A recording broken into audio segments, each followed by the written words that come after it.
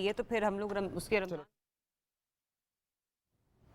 السلام علیکم، صبح پاکستان میں خوش آمدید. میں ہوں آپ کے ساتھ محمد شعیب، میرے ساتھ ہیں ذرا بالکل. اور ناظرین آج پتہ نہیں چلا ہمیں کہ ہم لوگ کس وقت آپ لوگوں کے سامنے حاضر ہو گئے. مجھے سمجھ نہیں آئی، نہ یہ کاؤنٹ ڈاؤن ہے نہ کیا ہوا، بٹ اینی ویز یہ چیزیں ہوتی رہتی ہیں، اٹس پارٹ آف لائف. اور بارش بھی ہوتی رہتی ہے لیکن یہاں پر نہیں ہوئی. تو بتائیے ذرا کہاں پر بارش ہوئی ہے؟ خوبصورت سرزمین، پاک سرزمین مدینہ منورہ میں. کیا خوبصورت مناظر، 27ویں کی رات کے مناظر ہیں یہ، جو کہ ہم آپ کو بھی کچھ دیر میں دکھا بھی رہے ہیں. اور یہ 27ویں کی یعنی 27ویں روزہ، اور یہ جنت البقیع کے مناظر ہیں، جہاں پر ہم دیکھ رہے ہیں کہ بارش کے بعد کیا زبردست ایک نظارہ ہے. اور اس کے بعد مسجد نبوی کا احاطہ، گنبد خضرا، تو جو وہاں پر موجود تھے ان سب نے، میں کہوں گا کہ ایک تو اس بادیان رحمت کو بہت زیادہ انجوائے کیا. کچھ ویژول جو ہم تک پہنچے وہ ہم آپ سے اس وقت شیئر بھی کر رہے ہیں. تو یہ خوبصورت مناظر ہیں مدینہ منورہ کے، مسجد نبوی کے، احاطۂ مسجد کے بھی، اور یہ کچھ ایریل شاٹس بھی ہیں. اس کے آغاز میں ہم نے آپ کو جنت البقیع کے شاٹس دکھائے تھے، تو یہ زبردست ایک منظر ہے جس میں روزہ دار بالخصوص جو ہے وہ عبادت کر رہے ہیں، اللہ کا شکر ادا کر رہے ہیں کہ اللہ نے ان کو یہ باران رحمت عطا فرمائی ہے. بالکل مسجد نبوی صلی اللہ علیہ وسلم کے یہ پر نور مناظر ہیں جو کہ اس وقت ہم نے آپ کے ساتھ ٹیلی ویژن اسکرین پر شیئر کیا. اور ڈیفینیٹلی ایک تو یہ ہوتا ہے کہ آپ بارش کو انجوائے کرتے ہیں، لیکن جب بارش خدا کے گھر اور خدا کے محبوب کے گھر برس جائے تو اس مومنٹ کو انجوائے کرنا ہر مسلمان چاہتا ہے. اور جتنے بھی مسلمان اس وقت وہاں پر موجود ہیں، جتنے بھی فرزندان اسلام اس وقت وہاں پر موجود ہمیں دکھائی دیے، وہ اپنے آپ کو اس قدر خوش قسمت سمجھ رہے ہوں گے کہ جس کی کوئی مثال نہیں ملتی، کوئی نظیر نہیں ملتی. اور ایسے میں کہتے ہیں کہ جس وقت بارش کا لمحہ ہو اور آپ اگر اپنے لیے دعا کریں تو وہ دعا رائے گاہ نہیں جاتی، کیونکہ کچھ قبولیت کی گھڑیاں ہوتی ہیں، ان میں سے ایک اس گھڑی کو بھی قرار دیا گیا ہے. لیکن جب یہ باران رحمت خود رحمت للعالمین کے گھر پر برس رہی ہو اور ہم جیسے گناہگار وہاں پر کھڑے ہوں اور اپنے رب کے حضور اپنے گناہوں کی مغفرت کا ازالہ کرنے کے لیے دعائیں کر رہے ہوں، تو کیسے ممکن ہے کہ ہماری دعائیں قبول نہ ہوں؟ بالکل جی. اور یہ تو ہم نے بات بارش کی. اب ذرا کو ایک اپڈیٹ آپ کو ہم اسلام آباد کے موسم تو یہاں پر گرم ہے، کوئی بارش کا چکر نہیں ہے، کوئی امکان نظر نہیں آ رہا. کل تو بہت زیادہ گرمی تھی، ایک دو بار باہر نکلے تو واپس آ کے میں نے اپنے ابو سے کہا، میں نے کہا وہ بہت زیادہ گرمی تھی. انہوں نے کہا بیٹا میں تو بائک پر گیا تھا، مجھے نہیں لگی، تمہیں گاڑی میں کیوں لگی؟ میں نے کہا وہ مجھے لگی، بہت زیادہ گرمی لگی. اینی ویز جی، اسلام آباد کی بات جب ہم کریں تو فقہ حنفیہ کے مطابق 6:53 پر آج روزہ افطار ہوگا، فقہ جعفریہ کے مطابق 7:03 پر روزہ افطار ہوگا. بالکل ایسا ہی ہے، کیونکہ یہ ڈیلی روٹین میٹرز ہیں، آپ لوگوں کے ساتھ ہم لوگ سارا افطار کے اوقات ضرور شیئر کرتے ہیں، تو اس لیے آج کچھ بڑی لیٹسٹ ڈیولپمنٹ ہے. لیکن ساتھ ہی ساتھ یہ پہلے آپ کو بتائیں گے پھر آگے بڑھیں گے کہ آج فقہ حنفیہ کے مطابق جو انتہائی سحر ہے وہ 3:51 پر ہے، اور فقہ جعفریہ کے مطابق 3:43 پر انتہائی سحر ہوگا. تو یہ جو تھی ہم نے روزے کے افطار اور سحر کی ٹائمنگز آپ کے ساتھ شیئر کر دی ہیں. اب باقاعدہ طور پر آگے بڑھتے ہیں ایک اور امپورٹنٹ خبر کے ساتھ، ایک اہم دورے کے ساتھ، جو ہے وزیر اعظم شہباز شریف کا ولی عہد شہزادہ محمد بن سلمان بن عبدالعزیز کی دعوت پر آج سے 30 اپریل تک سعودی عرب کا دورہ کریں گے. یہ ان کا پہلا سرکاری دورہ ہے جو کہ نیا عہدہ نو منتخب ہمارے وزیر جناب شہباز شریف صاحب اب اپنا یہ پہلا سرکاری دورہ آج سے شروع کرنے جا رہے ہیں. آپ کو یاد ہے ہم نے تو آپ کو 10-12 دن پہلے بتا دیا تھا کہ انشاءاللہ جو پہلا دورہ ہوگا وہ سعودی عرب کا ہوگا. تو وزیر اعظم محمد شہباز شریف صاحب ولی عہد شہزادہ محمد بن سلمان بن عبدالعزیز کی دعوت پر آج سے 30 اپریل تک اس دورے میں ظاہر ان کے ہم شیڈول کی بات کر رہے ہیں. اور ترجمان دفتر خارجہ عاصم افتخار صاحب کے مطابق کابینہ کے جو اہم اراکین ہیں وہ بھی اس دورے میں ساتھ موجود ہیں. اعلیٰ سطح کا وفد ساتھ موجود ہوگا، اور سعودی قیادت کے ساتھ دو طرفہ ملاقات میں اقتصادی، تجارتی امور اور سرمایہ کاری کے جو تعلقات ہیں اس میں آگے بڑھنے کے جو مواقع ہیں اس پر گفتگو ہوگی، بات چیت ہوگی. اور بالخصوص جو ہیومن ریسورس ہے یعنی پاکستانی افراد قوت، اس سے متعلق جو ہے وہ نئے مواقع پیدا کرنے پر تبادلہ خیال کیا جائے گا. تو یہ تو ایک دورہ ہے جس کی ہم نے بات کی ہے، اور کچھ ٹیلی فونک رابطے ہیں اس کی بات بھی کرتے ہیں. پاکستان اور بحرین، اس کی ہم بات کرتے ہیں. وزیر اعظم محمد شہباز شریف صاحب کو بحرین کے نیشنل گارڈ کے کمانڈر شیخ محمد بن عیسیٰ الخلیفہ نے بدھ کو ٹیلی فون کیا اور بطور وزیر اعظم پاکستان کا عہدہ سنبھالنے پر کہا کانگریچولیشنز. وزیر اعظم نے نیشنل گارڈ کے کمانڈر کا شکریہ ادا کیا اور پاکستان کے بحرین کے ساتھ اپنے تعلقات کی اہمیت کو اجاگر کیا. بالکل، اور ایسے میں ہم نے دیکھا کہ گہرے اقتصادی، تجارتی اور سرمایہ के ताउन को फरोग देने के लिए अपनी हुकूमत के अज़्म का इयादा भी किया और बहरीन की जानिब से आलमी वबा के खिलाफ कामयाब इक़दामात को सराहते हुए वज़ीर-ए-आज़म शहबाज शरीफ ने बहरीनी क़यादत की जानिब से पाकिस्तानी तारकीन वतन की देखभाल के लिए उठाए गए इक़दामात पर बहरीनी क़यादत का शुक्रिया भी अदा किया है। तो वज़ीर-ए-आज़म ने इस मौके पर मज़ीद ये भी कहा कि वो शाह हमद बिन ईसा अल खलीफा के पाकिस्तान के दौरे के मुंतज़र हैं और बहरीन में बड़ी तादाद में चूँकि पाकिस्तानी मुकीम हैं और पाकिस्तान और बहरीन के ताल्लुकात मुश्तरका मज़हब और इक़दार की मजबूत बुनियादों पर इस्तवान है, तो दोनों ममालिक दो तरफा और बाहमी दिलचस्पी के इलाकाई और आलमी उमूर पर करीबी ताउन कर रहे हैं। ऐसे में 2021 में पाकिस्तान और बहरीन के दरमियान सिफारती ताल्लुकात के क़याम के 50 साल मुकम्मल हुए हैं। तो एक बार फिर से इस अज़्म का इयादा किया गया है कि पाकिस्तान और बहरीन अपने दरीना ताल्लुकात को मज़ीद मजबूत और मुस्तहकम बनाने की कोशिशें करते रहेंगे। ये तो हमने आपको वो कुछ अहम दौरे भी आपके साथ शेयर हैं और एक अहम खारजी उमूर के हवाले से जो होने वाली मुलाकात है उसके बारे में टेलीफोनिक रब्ता जो उसके बारे में आपको अपडेट किया है। लेकिन मुल्क में जो अंदरूनी अहम शख्सियात हैं उनसे भी वज़ीर-ए-आज़म शहबाज शरीफ का जो मुलाकातों का सिलसिला है वो जारी है, जिसमें से एक अहम शख्सियत जो है वो आसिफ अली जरदारी साहब हैं। वज़ीर-ए-आज़म शहबाज शरीफ से साबिक़ सदर मुमलिकत और रुकन कौमी असम्बली आसिफ अली जरदारी साहब ने जनाब मुलाकात की है, जिसके विजुअल्स आप इस वक्त साइड विंडो में देख भी रहे हैं। और ये मुलाकात क्यों ना होती, क्योंकि कल एक अहम दिन था और उनके साहबजादे जो बिलावल भुट्टो जरदारी साहब है उन्होंने कल बतौर वज़ीर ख़ारजा अपने ओहदे का हल्फ भी उठाया। वज़ीर आज़म ने बिलावल भुट्टो जरदारी को वफाकी वज़ीर के तौर पर हल्फ लेने पर मुबारकबाद दी और इस अज़्म का इजहार किया कि बाहमी ताउन से जल्द मुल्क को दरपेश चैलेंजेस पर काबू पाएंगे।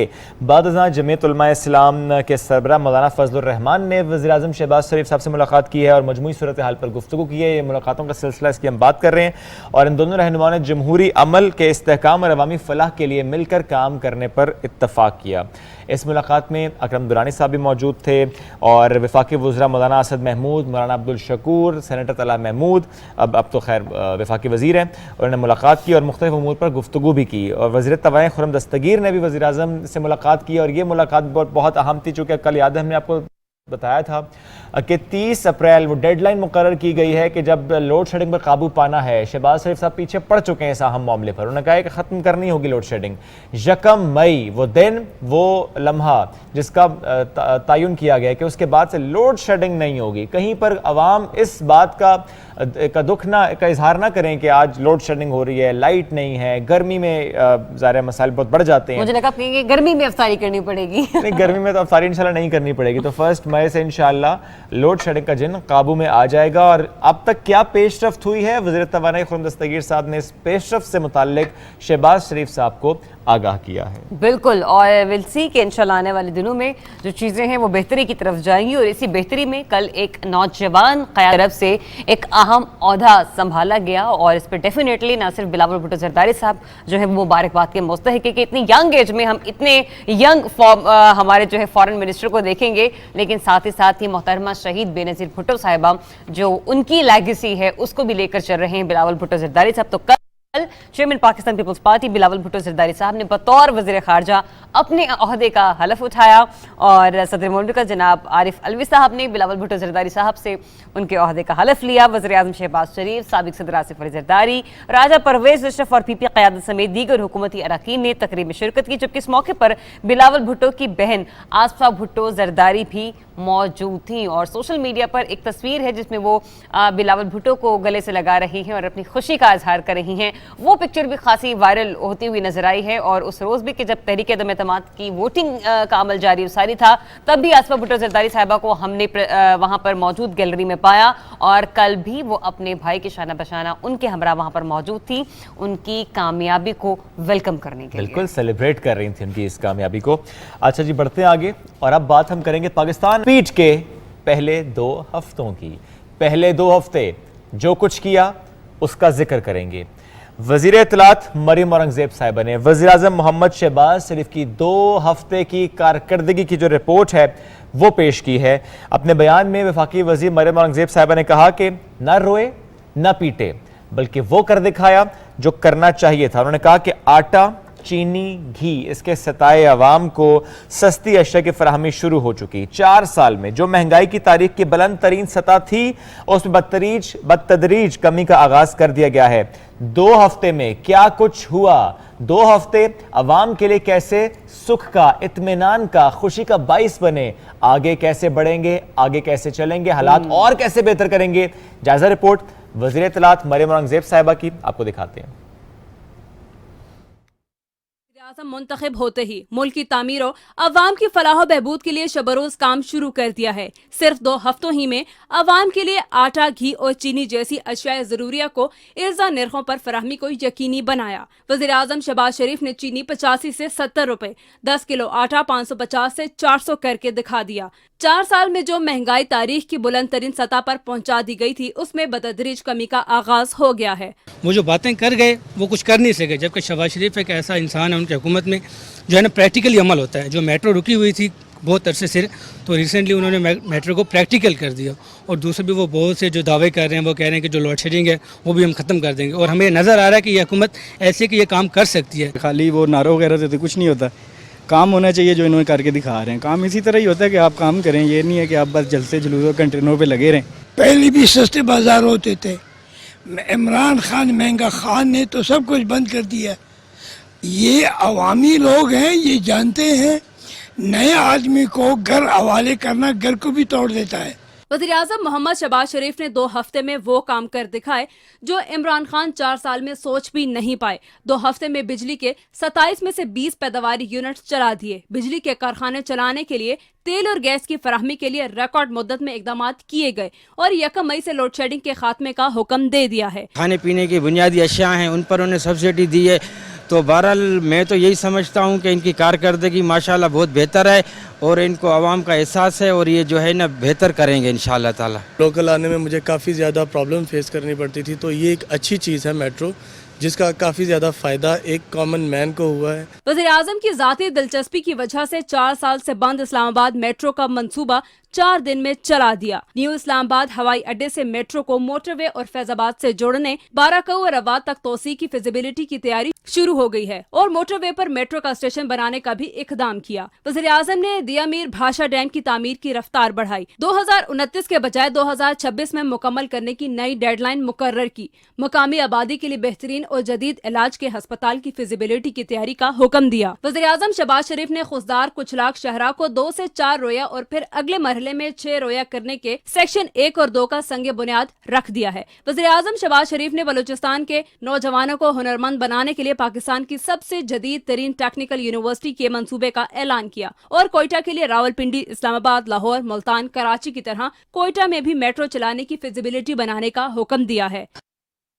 جی، تو شہباز شریف صاحب سے ان کی کارکردگی سے متعلق ایک تفصیلی رپورٹ آپ نے دیکھی، اور آپ نے دیکھا کہ اتنے کم عرصے میں انہوں نے جو اقدامات اٹھائے ہیں وہ ڈیفینیٹلی عوام کی فلاح و بہبود کے لیے اٹھائے گئے ہیں، اور آگے بھی آنے والا دور جو ہے وہ ترقی کا جو سفر ہے اس کو مزید تقویت بخشے گا، اور ایسے میں ہم دیکھیں گے کہ جو اقدامات انہوں نے اٹھائے ہیں نا وہ صرف قابل ستائش ہیں، بلکہ جن کا اعلان ان کی طرف سے کیا گیا شعیب، وہ بھی فی الفور انشاءاللہ مکمل ہوتے ہوئے نظر آئیں گے۔ بالکل ایسے مریم اورنگزیب صاحبہ نے ایک بات اور بھی کی، انہوں نے کہا کہ آج عمران خان صاحب سے سوال ہو رہے ہیں کارکردگی پر، اور جس رفتار سے اس وقت حکومت کام کر رہی ہے عوام کی فلاح و بہبود کے لیے، یہ کام اسی طرح سے ہوتے رہے تو عمران خان صاحب کا نام لینے والا کوئی نہیں بچے گا۔ اینیویز بڑھتے ہیں آگے، وفاقی وزیر داخلہ رانا ثناء اللہ صاحب کی بات کرتے ہیں، جنہوں نے اس عزم کا اعادہ کیا ہے کہ ملک سے دہشت گردی ختم کرنی ہے، ملک کو پاک کرنا ہے، اپنے پاک وطن کو دشمن کے ناپاک ارادوں سے محفوظ رکھنے کے ہر جتن کرنے ہیں۔ وزیر اعلیٰ سندھ سید مراد علی شاہ نے اس سے متعلق کہا کہ اپنی سیکیورٹی کو اور تیز کرنا ہے، بہتر کرنا ہے، ٹائٹ کرنا ہے۔ وزیر اعلیٰ سندھ اور وفاقی وزیر داخلہ کی زیر صدارت وزیر اعلیٰ ہاؤس میں یہ اعلیٰ سطح کا اجلاس ہوا تھا، اور چونکہ کل رانا ثناء اللہ صاحب کراچی میں کے دورے پر موجود تھے اور کراچی میں ہونے والا دہشت گردی کا جو واقعہ ہے اس پر بریفنگ دی گئی۔ وفاقی وزیر داخلہ نے کہا کہ وفاقی حکومت صوبائی حکومت کو ہر طرح کی جو مدد ہے وہ فراہم کرنے کو تیار ہے، چونکہ ہم سب نے مل کر دہشت گردی کا خاتمہ کرنا ہے۔ کسی ایک صوبے کا، شہر کا، علاقے کا مسئلہ نہیں ہے، یہ پاکستان کا مسئلہ ہے، تو مل کر خاتمہ کرنا ہے۔ بالکل، اور جب آپ ٹیم ورک کے ساتھ کام کرتے ہیں تو وہ ڈیفینیٹلی اس میں آپ کو بہت سی کامیابیاں میسر آتی ہیں، اور پھر جب بطور وزیر اعظم ہم شہباز شریف صاحب کو دیکھتے تھے، جب انہوں نے خادم پنجاب کی حیثیت سے اتنے کام سر انجام دیے ہیں کہ ہر کوئی یہ کہتا ہے کہ اگر پنجاب کا وزیر اعلیٰ کوئی رہا ہے جس نے کام کیے ہیں تو تو جناب وزیر اعلیٰ شہباز شریف صاحب رہے ہیں، لیکن اب چونکہ وہ وزیر اعظم ہیں، بڑی ذمہ داری ان کے کندھوں پر ہیں، تو ان کی ٹیم جس طرح سے پہلے ان کے ساتھ پنجاب میں کھڑی تھی، آج اسی طرح بطور وزیر اعظم اور وزراء ان کے ساتھ وہاں پر ہمیں موجود یہی تو نظر آ ہے رہے ہیں۔ پنجاب سپیڈ سے پاکستان سپیڈ تک کا سفر۔ بالکل ایسے آگے بڑھتے ہیں اور اب آپ کو ذرا اسٹاک ایکسچینج کا جو حال ہے وہ بھی ذرا آپ کے ساتھ شیئر کرتے ہیں کہ گزشتہ روز پاکستان اسٹاک مارکیٹ میں تیزی کا رجحان جو ہے وہ بھی ہمیں خاصا دیکھنے کو ملا۔ چلیں بڑھتے ہیں آگے، ایک اور خبر ہمارے پاس ہے اور وہ ہے کہ آج دنیا بھر میں انفارمیشن اینڈ کمیونیکیشن ٹیکنالوجی میں خواتین کی شمولیت کا دن منایا جا رہا ہے، اور اس سے آئی سی ٹی کے شعبے میں لڑکیوں اور خواتین کی جو اہم ضرورت ہے اس کی طرف توجہ مبذول کرانا ہے۔ صوبہ پاکستان نے اس حوالے سے خصوصی رپورٹ تیار کی ہے، ویئر آر وی اسٹینڈنگ، کتنی اس کی اہمیت ہے، آئیے مل کر رپورٹ دیکھتے ہیں۔ اقوام متحدہ کے تحت ہر سال 28 اپریل کو world day for safety and health at work کا عالمی دن منایا جاتا ہے۔ 2003 میں انٹرنیشنل لیبر آرگنائزیشن نے دفاتر، کارخانوں اور دیگر کام والی جگہوں پر حادثات اور بیماریوں کی روک تھام کے لیے شعور اجاگر کرنے کے لیے دن منانے کا آغاز کیا۔ اس دن کی مناسبت سے مختلف سیمینار کا انعقاد کیا جاتا ہے، جس میں لوگوں کو اس بات سے متعلق آگاہی دی جاتی ہے کہ احتیاط کو اپنی زندگی کا لازمی جز بنائیں اور سیفٹی کے اصولوں پر عمل کر کے محفوظ معاشرے کے قیام میں اپنا کردار ادا کریں۔ ملازمین کے حقوق کے لیے کام کرنے والی تنظیموں کا کہنا ہے صنعتی اور تجارتی مراکز میں کام کرنے والے مزدوروں کی حفاظت اور صحت کو یقینی بنایا جائے تاکہ کام کی جگہ پر اموات اور حادثات کو روکا جا سکے۔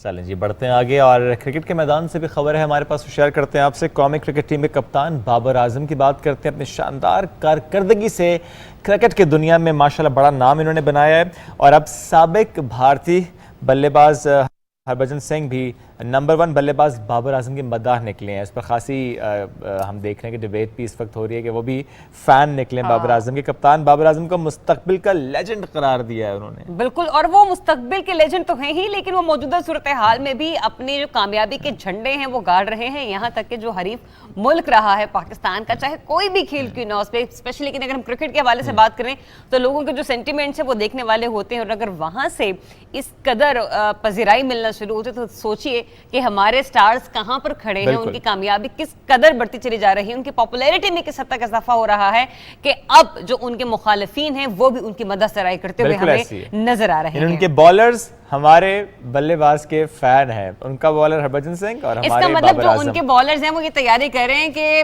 بابر کے بلے کے ساتھ جو ہے نا ان کی بال کا بھی ایک کوئی نہ کوئی وہ چھوڑا سا وہ کہتے ہیں نا کہ تال میل ہو جانا چاہیے، اسی کہ ہم بھی چاہتے ہیں کہ پاکستان میں جو کرکٹ ہے اس کے نہ کھیلیں گے، جہاں پر دوسرے بڑے ممالک سے کرکٹرز ہمارے یہاں پر آتے ہیں، اسی طرح سے جو پاکستان میں کرکٹرز ہیں، پلیئرز ہیں، وہ بھی چاہتے ہیں کہ بھارت کے ساتھ بھی ان کا مقابلہ ہو، پھر وہ پی ایس ایل میں بھی ہو سکتا ہے، آئی پی ایل والی لیگز میں بھی ہو سکتا ہے۔ تو لیٹس سی کہ موجودہ حکومت اس سلسلے میں بھی کوئی اقدامات اٹھاتی ہے آنے والے دنوں میں، تو let's see and wait and watch. بالکل ایسے چلیں، لیکن بھارت کا ذکر ہو رہا ہے تو بھارت سے ایک اور خبر بھی ہمارے پاس ہے، وہ بھی شیئر کر لیتے ہیں آپ سے۔ ایک لیٹر لکھا گیا ہے بی جے پی سرکار کو، ایک لیٹر ہے، یہ کھلا خط سے کہا جا رہا ہے، یہ مودی کے نام لکھا گیا ہے، اور اس لیٹر کے حوالے سے جب ہم سے شیئر کریں جو وہاں پر حالات ہیں اس وقت بی جے پی سرکار میں، بالخصوص وہ ریاستیں جہاں بی جے پی کی حکومت ہے، وہاں پر جس طرح مسلمانوں کے خلاف تشدد کے واقعات میں اضافہ ہو رہا ہے، جس طرح وہاں پر اقلیتوں کے ساتھ سلوک کیا جاتا ہے، اس کے حوالے سے جو ہے وہ بات چیت کی گئی ہے کہ اس سے نہ صرف ملک کی سلامتی کو، ملک کے آئین کو، ملک کے امن کو، بلکہ وہاں پر ہونے والی ترقی کو بھی خطرہ ہے، وہاں پر ہونے والی جو اقدامات ہیں ان سب کو خطرات لاحق ہیں، چونکہ اگر ایک شخص، ایک سٹیزن اپنے آپ کو محفوظ تصور نہ کرے، ایک مائنورٹی سے تعلق رکھنے والا ایک مسلم وہاں پر اپنے آپ کو اگر محفوظ تصور نہیں کر رہا تو اس کا مطلب ہے کہ وہ ملک خطرے میں ہے، وہاں کا امن، وہاں کی سلامتی، ترقی، خوشحالی، ہر چیز داؤ پر لگی ہے، خطرے میں ہے۔ اور یہ لیٹر لکھا گیا ہے، 100 سے زیادہ سرکردہ شخصیات ہیں جنہوں نے وزیر اعظم مودی کے نام یہ کھلا خط تحریر کیا ہے، اور آسام کی بات کریں، دہلی کی بات کریں، گجرات کی بات کریں، ہریانہ، کرناٹکا، مدھیہ پردیش، اتر پردیش، اتراکھنڈ، یہاں پر خوفناک صورتحال ہے جس کا ذکر اس خط میں لکھا گیا ہے کہ آئین اور اخلاقیات کے ساتھ یہ معاشرے کے لیے خطرہ ہے، اور وزیر اعظم نریندر مودی کو اس معاشرتی خطرے پر جو خاموشی انہوں نے اختیار کی ہے وہ تکلیف دے گی، اس لیٹر میں لکھا گیا ہے۔ اور بھارت کی ریاست مدھیہ پردیش کی بات ہم کرتے ہیں. یہاں سے خبر یہ ہے کہ اس کا ضلع گھرکون یہاں پر ہندوؤں نے مسلمانوں کے بائیکاٹ کا حلف اٹھایا ہے. سوشل میڈیا پر ایسی ویڈیوز نظر آ رہی ہیں. ایک ہندو تنظیم ہے جن کی جانب سے منعقد کی گئی ایک تقریب جس میں کچھ لوگوں کو مندر کے اندر دیکھا گیا کہ وہ مسلمانوں کے بائیکاٹ کا حلف لے رہے ہیں. ویڈیو میں موجود ہندو کیا حلف لے رہے ہیں کہ مسلمانوں کی دکانوں سے کوئی چیز نہیں خریدیں گے. وہ کہتے ہیں کہ کوئی سامان انہیں فروخت بھی نہیں کریں گے. تو یہ اس حلف لینے کی ویڈیو جو ہم آپ کو اس وقت دکھا رہے ہیں کہ کس حد تک یہ لوگ آگے بڑھ گئے ہیں انتہا پسندی میں. ایگزیکٹلی اور یہ جو صورتحال ہے یہ انتشار کی طرف جاتے ہوئے ہمیں نظر آ رہی ہے. یوں تو ویسے بھی مسلمان جو ہیں وہ ہندوستان میں محفوظ ہمیں دکھائی نہیں دیتے، لیکن اب ان کا جو سماجی قتل تو کیا گیا ہی، لیکن اب معاشی قتل بھی ان کا جو ہے وہ کیا جا رہا ہے. ہم دیکھیں گے کہ فائنینشلی وہاں پر مسلمان جو ہیں وہ ہمیں ان کے جو معاملات ہیں وہ خراب ہوتے ہوئے نظر آئیں گے. اور ایسے میں پھر ہم لوگ یہ بھی دیکھتے ہیں کہ پہلے ہی سماجی رویوں میں سماجی جو معاملات ہیں جو پھر یوں کہہ لیں کہ سوسائٹی کی ویلیوز ہوتی ہیں یا جو کمیونٹی لیول پر ان کو ایک طریقے سے انٹرٹین کیا جاتا ہے، وہاں پر تو ان کا بائیک آؤٹ کیا جا ہی رہا تھا. کیونکہ جب دین کے خلاف یا مذہب کے خلاف جب آپ بات کرتے تو کوئی بھی شخصیت کیوں نہ، چاہے وہ اس کا تعلق کسی بھی مذہب سے کیوں نہ ہو، وہ بیک فٹ ہو جاتا ہے، وہ بیک سٹیپ لے لیتا ہے. تو لیکن اب یہاں پر اس سے زیادہ بڑھ کر اب ان کا معاشی استحصال کرنے کی کوشش کی جا رہی ہے، اور ایسے میں تمام ہندو جو ہیں وہ یکبستہ ہو گئے. بالکل. مختلف ریاستوں کی جب بات کریں تو مدھیہ پردیش ریاست اس کی بات بھی کرتے ہیں جہاں پر ایک ویڈیو وائرل ہو رہی ہے جس میں ٹرک پر اعلان، گشت کرنے والا ٹرک ہے اس کے لاؤڈ سپیکر پر اعلان کیا جا رہا ہے اور ہندو طبقے کے لوگوں سے یہ مخاطب ہو کے کہا جا رہا ہے کہ مسلمانوں کا بائیکاٹ کیا جائے. وہ کیا اعلان ہے آپ کو ذرا دکھاتے بھی ہیں. منڈیوں نے گھر تک جلا دیے، ان کو منہ توڑ جواب دینا ہے. میرے سمجھ سے ہندو بھائیوں اس بات کا دھیان رکھیں، نہ لگائیں اور اپنی دکانیں بھی بند رکھیں. ہمارے ہندو بھائیوں پر جو خرگون میں ہوئے دنگے اور قدرگاؤں کی سمجھ دھرم پریمی جنتا سے نویدن ہے.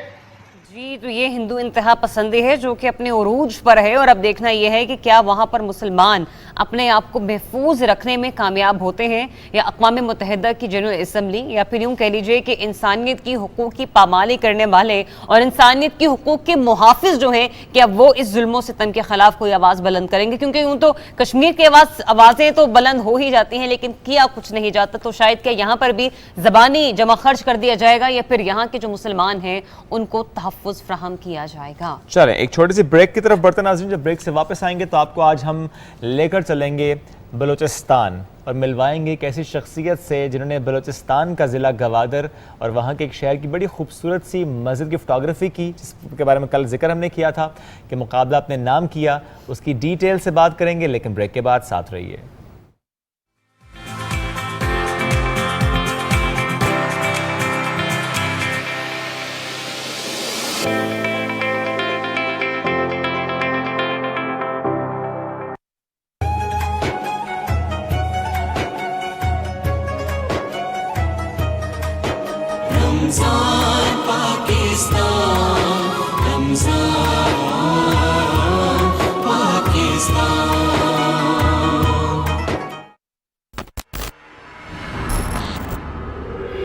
جانتے ہیں پائے تخت کیا ہے؟ پائے تخت الہام ہے، فتح ہے. پائے تخت رمضان کی قندیل ہے. پائے تخت وطن ہے، ریاست ہے. بندوق وہ نہیں کر سکتی جو عقل کر جاتی ہے. ہم نے ایسی بھی کیا غلطی کرتی؟ انسان جب عشق میں گرفتار ہو جائے تو سب کچھ بھول جاتا ہے. خواب دیکھنا چھوڑ دیجیے، کمال الدین پاشا کبھی ایسا نہیں کریں گے. دشمن پانی کی طرح ہم میں سرایت کر چکا ہے. عبد الحمید یہی چاہتا ہے کہ ہم ایک دوسرے کو مار کر ختم کر دیں. یہ جگہ ہمیشہ سے سازشوں کے لیے استعمال ہوتی رہی ہے. ہم لوگ پہلے سے زیادہ مضبوط ہیں. جو لوگ ریاست سے غداری کرتے ہیں ان کا انجام عبرتناک ہوتا ہے. خوش آمدید حضرات. ہمارے خواب بھی چرا لیے انہوں نے، سب کچھ چرا لیا انہوں نے. قوم زندہ رہے گی تو ریاست زندہ رہے گی. ہار نہیں مانیں گے ہم.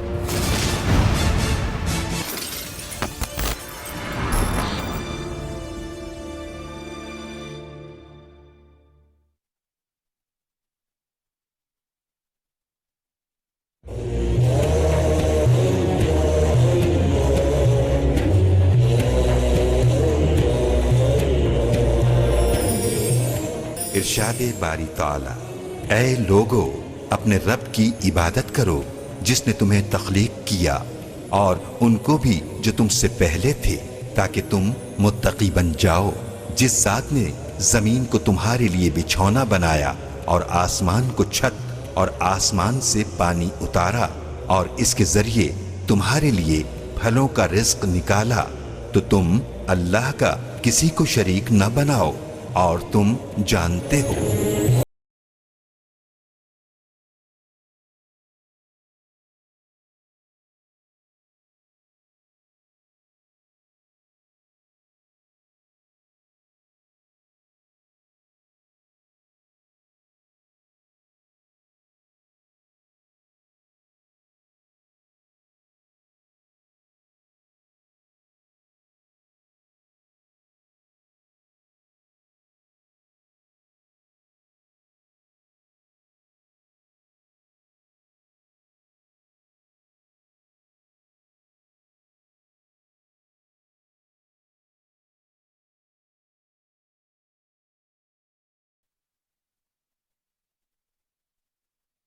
रमजान का तीसरा अशरा दोज़ख से नजात का बाइस है।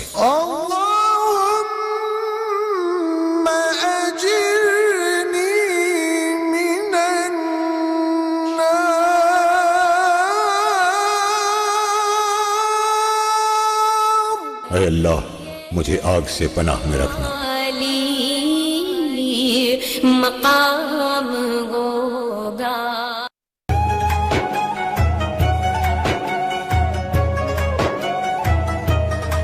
हर एक घड़ी पुरनूर है, ये है आगही, ये शऊर है। दीन और दुनिया की आगही, उलमा का बयान, शान नज़ूल कुरान, फबिअय्यि आलाइ रब्बिकुमा तुकज़्ज़िबान। ये इबादत का महीना है, मिदहत का सफीना है। एक दूसरे के एहसास का जज्बा लिए सजेगा खैर बरकत से हर दस्तरखान। हर्फ से लफ्ज, लफ्ज से बात और बात से हिकायत, हिकायत में हिकमत। जायकों पर आएगी हर घर में बहार, रोजेदारों के चेहरों पर आएगा निखार। रहमतों, बरकतों, एहसास और जज्बों की रौनकों से सजा रमजान। रब्बे ज़ुल जलाल की अता, हर रोजेदार की दुआ, बन गई हमारी पहचान, रमजान पाकिस्तान।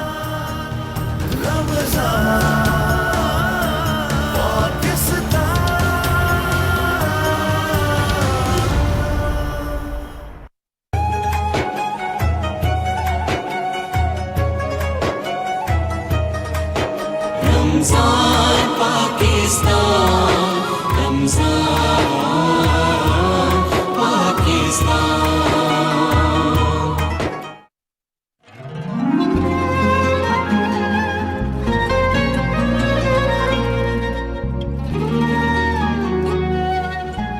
इक़रा बिस्मि रब्बिकल्लज़ी खलक़।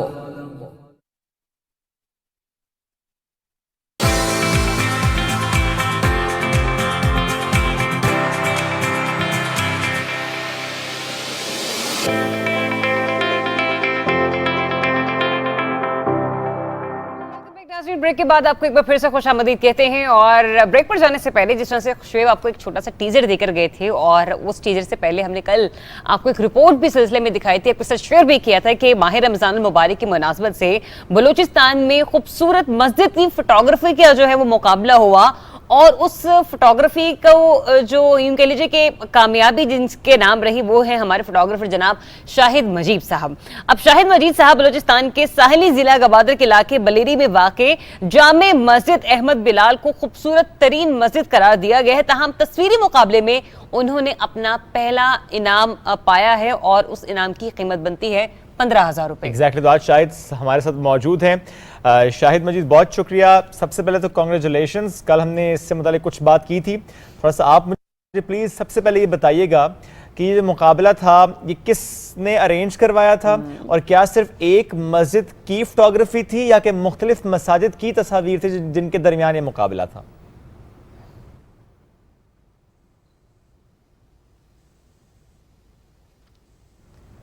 शाहिद, क्या आप तक हमारी आवाज पहुंच रही है?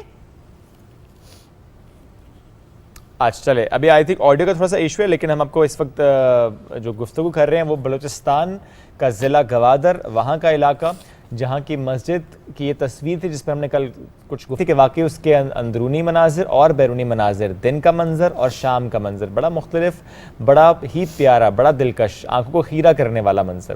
اب چونکہ ہم نے اس پہ تھوڑی سی اور بات کرنی تھی کہ کیا صرف ایک مسجد تھی جس کے مختلف اینگلز لیے گئے، اس تصاویر جو ہے وہ کلک کی گئیں، یا کہ اس علاقے کی اور مساجد کے درمیان یہ مقابلہ تھا، یا کہ یہ مقابلہ پورے بلوچستان پر محیط تھا؟ تو اس سارے معاملے پر آج ہم بات کرنا چاہ رہے ہیں شاہد مجید سے، جن کا یہ پہلا انعام ہے۔ اور اس سے متعلق میں آپ کو یہ ضرور بتاؤں کہ شاہد صاحب سے متعلق جب ہم بات کریں تو آپ اگر ان کے انسٹاگرام پر جائیں، ان کے اور ویژولز دیکھیں تو نہ صرف یہ مقابلہ اپنے انعام کیا ہے بلکہ ساحلی پٹی ہو، وہاں پر اور جو خوبصورت مقامات ہیں ان کی ہم بات کریں، تصویر ہو یا ویڈیو ہو، کیا خوبصورتی سے عکس بند کرتے ہیں وہ جو ویڈیو ہم نے ایک منتخب کر رکھی ہے جس میں مختلف مناظر انہوں نے عکس بند کیے ہیں، کچھ ویژولز ہیں ہمارے پاس، آپ کو اس وقت ہم اسکرین پر دکھاتے بھی ہیں۔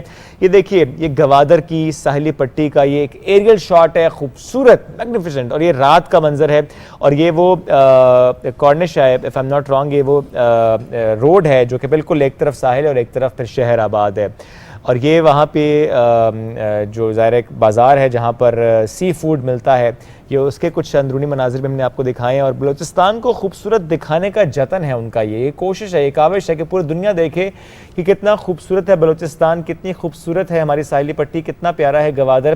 ہم ہمیشہ اکنامک پوٹینشیل کی بات کرتے ہیں، لیکن یہ تصاویر اور ویڈیوز دیکھنے کے بعد ضرور کہنا چاہیے ذریعہ آپ کے ٹورزم کا کتنا زیادہ پوٹینشیل ہے گوادر میں۔ بالکل ایسا ہی ہے۔ اور اچھا، جب ہم ٹورزم کے پوٹینشیل کی بات کریں تو ساتھ ہی ساتھ اس ٹورزم کو پروموٹ کرنے والے جو ہیں وہ بھی ہمیں یہاں پر جو ہے نظر آتے ہیں، اپنے فن سے جو ہے وہ اپنے کیمرے کی آنکھ سے ان تمام معاملات کو، ان تمام خیالات کو محفوظ کرنے کی کوشش کرتے ہیں۔ چلو جناب، ذرا یہ ہو جاتا ہے کہ تھوڑی سی ٹیکنیکل ایشوز آ جاتے ہیں، ہم کوشش کرتے ہیں کہ اپنے جو ہمارے بڑے پیارے سے مہمان ہیں شاہد مجید، ان سے دوبارہ رابطہ کریں، لیکن اس سلسلے میں آگے بڑھنے سے پہلے ایک رپورٹ ہم نے ذرا لاہور سے ریڈی کیا آپ لوگوں کے لیے، کیونکہ لاہور کی جو لڑکی ہیں وہ مجھے لگ رہا ہے کہ انہوں نے شاپنگ ہی کر رہی ہیں سیریسلی۔ اور اب وہ ہماری رپورٹر ہیں وردہ نے رخ کیا لاہور کے کچھ مارکیٹس کے، جہاں پر جو چوڑیوں کی خریداری ہے وہ آج بھی اسی طریقے سے مقبول ہے جیسے کہ ماضی میں رہا کرتی تھی، تو آج بھی چوڑیاں پہننے کا جو رواج ہے وہ ختم نہیں ہوا۔ تو کس مارکیٹ وہ گئیں اور کون سی چوڑیاں اس وقت ان ہیں؟ کیا وہی کانچ کی چوڑیاں؟ رپورٹ دیکھتے ہیں۔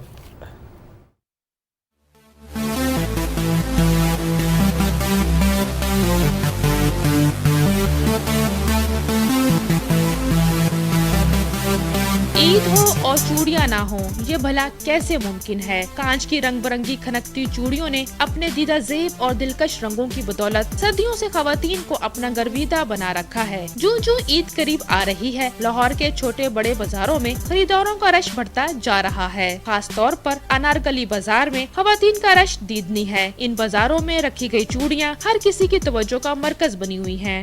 مجھے یہ چوڑیاں اچھی لگی ہیں میٹلز کی، یہ چپتی نہیں ہے یہ، اور نہ ہی یہ کپڑوں کو لگتی ہیں۔ یہاں پہ چوڑیاں اور جیولری وغیرہ خریدنے کے لیے بہت مزہ آ رہا ہے۔ میں یہاں چوڑیاں لینے آئی ہوں اور عید کی شاپنگ کرنے آئی ہوں۔ شادی بیاہ ہو یا مہندی کی رسم، چھوٹی عید ہو یا بڑی عید، چوڑیاں ہر خوشی کے تہوار کا لازمی حصہ سمجھی جاتی ہیں۔ خواتین کے حسن کو چار چاند لگاتی خوبصورت چوڑیاں لڑکیوں، عورتوں اور بچیوں کی خوشیوں کو دوبالا کرنے میں اہم کردار ادا کرتی ہیں۔ یہ دیدہ زیب خوبصورت چوڑیاں خواتین کی عید کو چار چاند لگا دیتی ہیں۔ وردہ سلیم، پاکستان ٹیلی ویژن نیوز، لاہور۔ زبردست رپورٹ وردہ، یقین جانے دیکھ کر بہت اچھا لگا کہ زبردست شاپنگ ہو رہی ہے، اور اس سے متعلق ظاہر ہے آپ جس طرح گئی اس فیسٹیویٹی کو آپ نے ہم تک پہنچایا، اور ذریعہ پر میں کہہ رہا تھا لگتا ہے صرف لاہور والے ہی شاپنگ کر رہے ہیں۔ اور اگر مجھے جلدی لاہور جانے کا موقع مل گیا تو میرا بھی پلان ہے کہ اس دفعہ میں انارکلی جو ہے وہ ضرور وزٹ کروں گی، اور کچھ ایسے مومنٹ ضرور کیپچر کر سکوں آپ لوگوں کے لیے کہ اگر عید کے بعد بھی جب ہم لوگ یہاں پر پہنچے تو وہ میں وہ مومنٹس آپ کے ساتھ شیئر کر سکوں۔ بالکل ٹھیک ہے، پلیز ڈو دیٹ ذریعہ آپ۔ اچھا جی، اس سے پہلے ہم بات کر رہے تھے بلوچستان کا ضلع گوادر، وہاں کی مسجد، ایک شہر کی، ایک علاقے کی، اور اس مسجد کی جو فوٹوگرافی ہے اس کا انعام جو ہے وہ ملا شاہد مجید صاحب کو۔ تو ہمارے ساتھ ٹیلی فون لائن پر وہ موجود ہیں، ان سے ہم گفتگو کریں گے۔ شاہد السلام علیکم، کیسے ہیں آپ؟ وعلیکم السلام، خیریت سے الحمدللہ، آپ لوگوں کی دعا۔ الحمدللہ بالکل ٹھیک۔ سب سے پہلے شاید مبارکباد کے مستحق ہے ماشاءاللہ آپ، ہماری طرف سے مبارکباد، اور تھوڑا سا پلیز شیئر کیجیے گا اس مقابلے سے متعلق کہ ایک مسجد کی فوٹوگرافی تھی، مختلف مساجد کے درمیان یہ مقابلہ تھا، پورے بلوچستان کی مساجد کے درمیان تھا، کیا مقابلہ کس طرح تھا یہ؟ سب سے پہلے تو خیر مبارک. اور باقی یہ پورا بلوچستان کی سطح میں سمجھو مقابلہ تھا.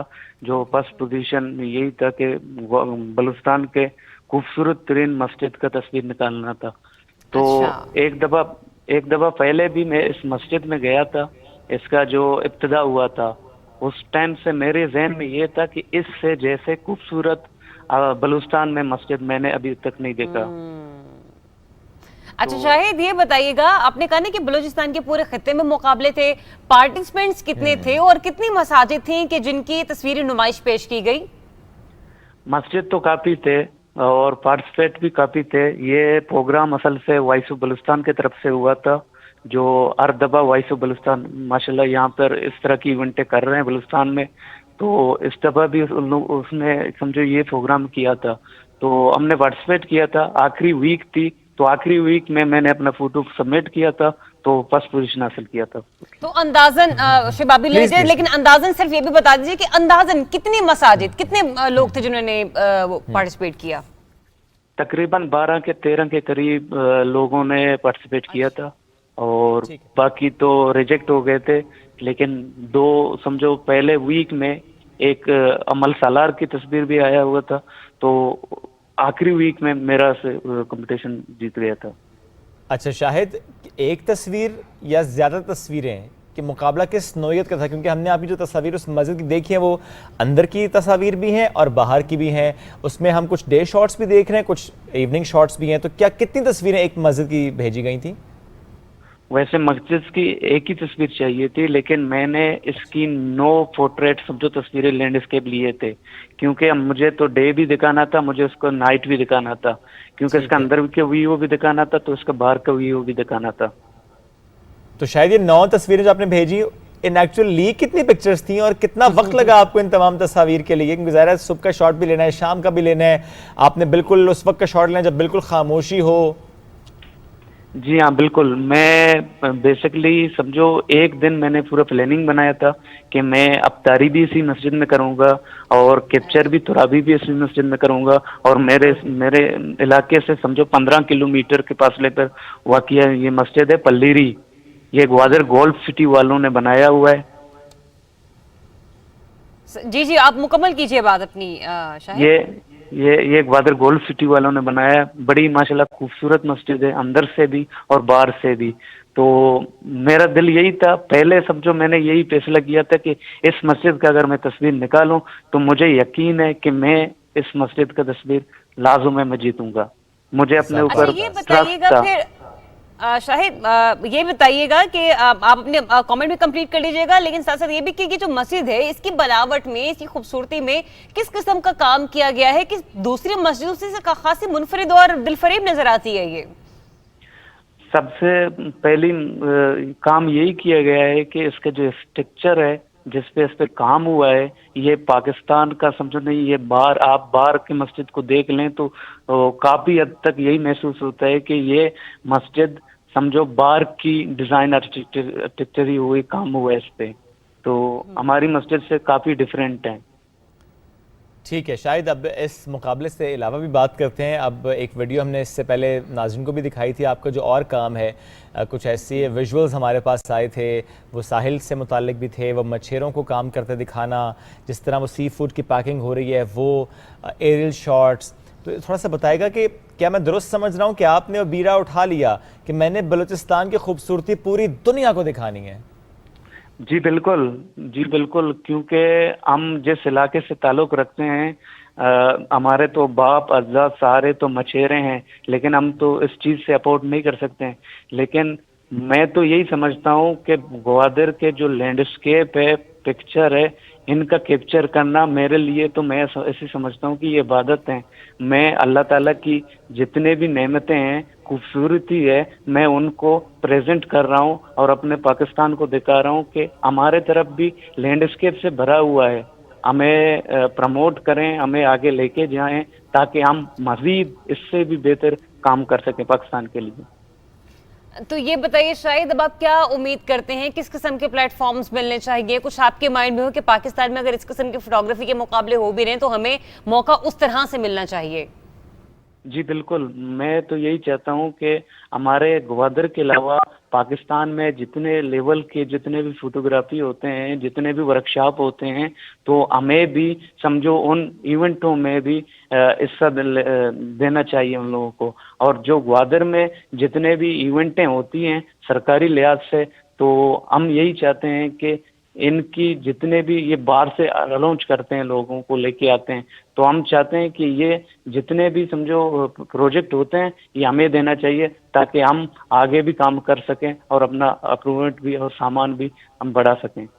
بالکل ایسا ہی ہے. اب چونکہ آپ کا تعلق وہاں سے ہے اور بہت سے لوگ جو کبھی نہیں گئے گوادر، کبھی بلوچستان نہیں گئے، تو میں چاہوں گا کہ آپ ضرور ان کو مخاطب کر کے بتائیں کہ 10-15 سالوں میں گوادر کتنا بدلا اور مزید کتنا بدلے گا. چونکہ آپ ذرا دیکھتے ہیں انفراسٹرکچر کو، جس طرح ہم نے آپ کے ویژولز دیکھے کہ اتنا خوبصورت وہ روڈ ہے ساحل کے بالکل ساتھ ساتھ.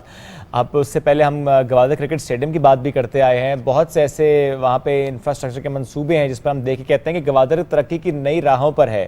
تھوڑا سا آپ شیئر کیجیے گا کہ میں درست کہہ رہا ہوں، ایٹ سپیڈ ہے گوادر بھی ترقی کی نئی راہوں میں؟ جی بالکل، آپ یہی سمجھیں کہ میں تو یہ نہیں کہتا ہوں کہ خوبصورتی نہیں ہے، گوادر لینڈسکیپ خوبصورتی سے بھرا ہوا ہے. میں ابھی جتنے ایسی جگہ ہیں کہ ہم لوگوں نے کیپچر بھی بلکہ نہیں کیے ہیں، ہم کیپچر کرنا چاہتے ہیں. ہم چاہتے ہیں کہ گوادر سے اتنا خوبصورت جگہ میں تو یہی نہیں سمجھتا ہوں کہ پاکستان میں اور جگہ اس سے خوبصورت ہوگا. زبردست. تو اس کا مطلب ہے کہ اتنی خوبصورت جگہ ہو تو جو وہاں پر نہیں گیا وہ ضرور جائے. تو انشاءاللہ ہم ضرور پلان کریں گے شاید کہ گوادر کا وزٹ ایک ضرور رکھیں. بہت شکریہ ساتھ موجود تھے. آل دا بیسٹ. اس کے علاوہ بھی آپ کسی مقابلے میں جب پارٹیسپیٹ کریں تو اس کے لیے بھی بیسٹ وشز. آپ مقابلہ کریں یا نہ کریں، آپ اس میں حصہ لیں یا نہ لیں، آپ ویسے ہی دل جیت رہے ہیں، آپ ویسے ہی اتنا زبردست کام کریں. اور اتنا پیارا جملہ آپ نے ادا کیا کہ یہ تصویریں لینا، اس خوبصورتی کو دنیا کے سامنے لے کر آنا، آپ اسے عبادت سمجھتے ہیں. تو اس سے اچھی بات اور کوئی ہو نہیں سکتی کہ آپ ایک کاز کے ساتھ چل رہے ہیں، کہ آپ نے اپنے علاقے کی خوبصورتی کو پوری دنیا کو دکھانا ہے، اس کا پوٹینشیل کتنا ہے پوری دنیا کو بتانا ہے. تو یہ بات ہم نے گوادر کی، وہاں کا علاقہ، اس کی ایک مسجد کی بات کی. بہت سی خبریں بھی ہوتی ہیں ہمارے پاس، لیکن اس گھنٹے کا یہاں پر اختتام ہے. جب اگلے گھنٹے میں ہم داخل ہوں گے تو ہمارا ایک مذہبی سا ٹاپک ہوگا، اس پر آج بات کریں گے. ساتھ رہیے. ایک نیوز بریک کی طرف بڑھ رہے ہیں، واپس آتے ہیں، ساتھ رہیے.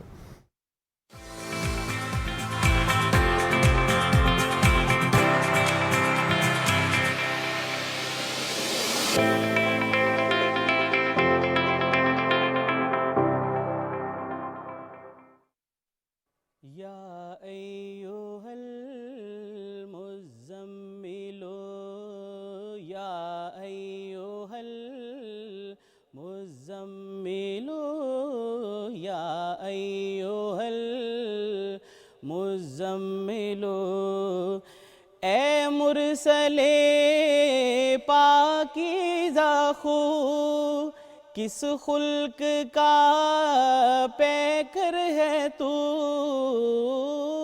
قرآن ہے گویا ہو بہو یا ایھا المزمل یا ایھا المزمل یا ایھا المزمل. تو کائنات حسن ہے، تیری زکات حسن ہے. تو کائنات حسن ہے، تیری زکات حسن ہے. یہ آب و گل یہ رنگ و بو یا ایھا المزمل یا ایھا المزمل یا ایھا المزمل. تھے وہ نجوم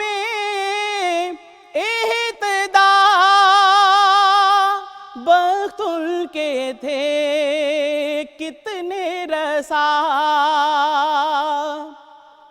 تھے وہ نجوم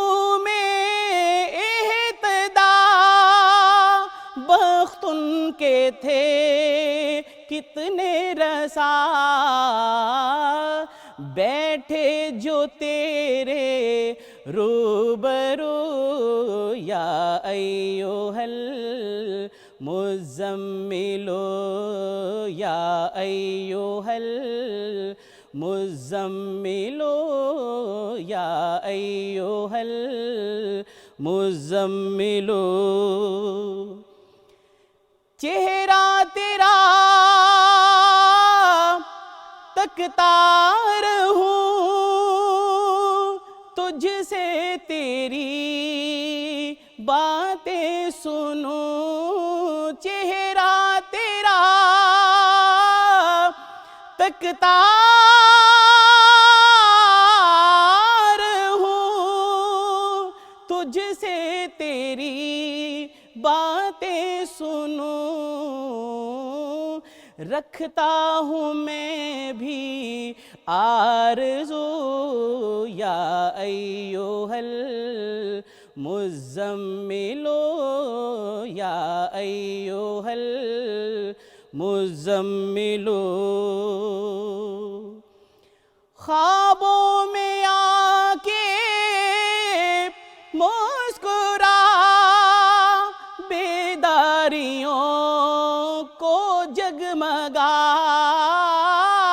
خوابوں میں آ کے مسکرا بیداریوں کو جگمگا اے آمینہ کے ماہرو یا ایھا المزملو یا ایھا المزملو یا ایھا المزملو پاکستان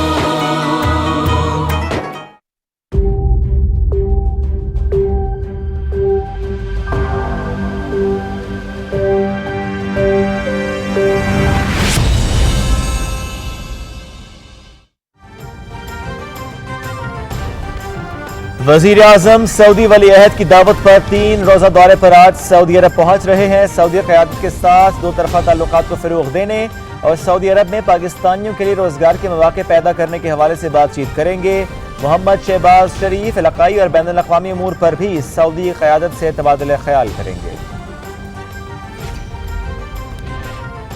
پنجاب اسمبلی کا اجلاس آج ہوگا ڈپٹی اسپیکر دوست محمد مزاری کے خلاف تحریک عدم اعتماد پر کارروائی ایجنڈے کا حصہ مہمانوں کا داخلہ بند اراکین اسمبلی موبائل فون سیکیورٹی عملے کے پاس جمع کروائیں گے خواتین اراکین کو ہینڈ بیگز لے جانے کی اجازت نہیں ہوگی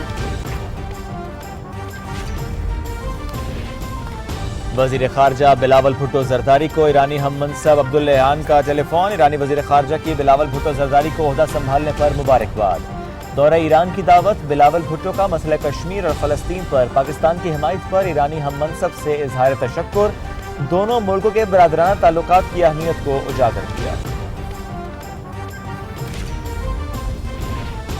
4 سال تک اقتدار میں رہنے کے بعد بھی عمران خان کی تقریر کنٹینر والی ہے پی ٹی آئی حکومت کی معاشی دہشت گردی کا خمیازہ عوام بھگت رہے ہیں عمران خان کی غنڈہ گردی اور دھمکیاں قبل از وقت انتخابات پر مجبور نہیں کر سکتی وزیر اطلاعات مریم اورنگزیب وزیر اعظم کی ہدایت پر وزیر داخلہ رانا ثناء اللہ کا کراچی کا دورہ چینی کونسل جنرل سے ملاقات یونیورسٹی دھماکے میں چینی باشندوں کی ہلاکت پر اظہار افسوس قانون نافذ کرنے والے ادارے تندہی سے کام کر رہے ہیں پر امید ہے کہ جلد نیٹ ورک تک پہنچ جائیں گے وزیر داخلہ کی میڈیا سے گفتگو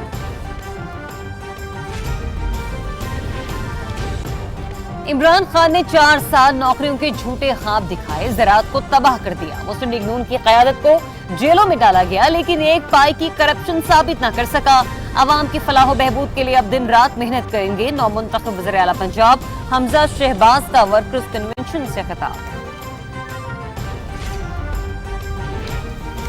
آخری گیند تک کھیلنے کے دعوے کرنے والا وقت سے پہلے ہی بھاگ گیا عمران خان جیسے نااہل سے عوام کو نجات دلائی ہے، نواز شریف کی سیاست ختم کرنے کے خواب دیکھنے والے کی اپنی سیاست دفن ہو گئی۔ ہر حلقے میں جا کر عمران خان کا اصل چہرہ دکھائیں گے نائب صدر مسلم لیگ نون مریم نواز۔ بھارت کی 100 سے زائد سرکردہ شخصیات کا وزیراعظم مودی کے نام کھلا خط۔ اقلیتوں بالخصوص مسلمانوں کے خلاف تشدد میں اضافے پر اظہار تشویش۔ بی جے پی کی ریاستی حکومتیں نفرت کی سیاست کو ہوا دے رہی ہیں۔ نریندر مودی کے اس معاشرتی خطے پر خاموشی تکلیف دہ قرار۔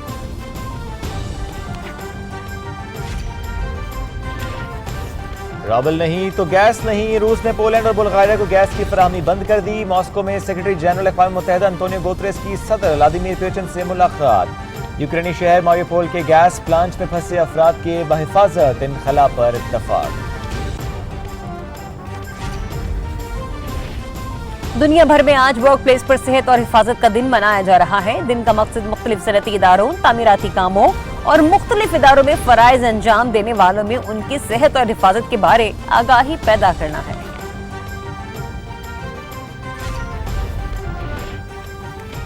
سعودی عرب میں رمضان المبارک کی 27ویں شب کے موقع پر مدینہ منورہ میں موسلا دھار بارش۔ نماز عشاء کے وقت موسلا دھار بارش نے جل تھل ایک کر دیا۔ عمرہ زائرین اور نمازیوں کی خوشی دوبالا، باران رحمت پر اللہ کا شکر ادا کیا۔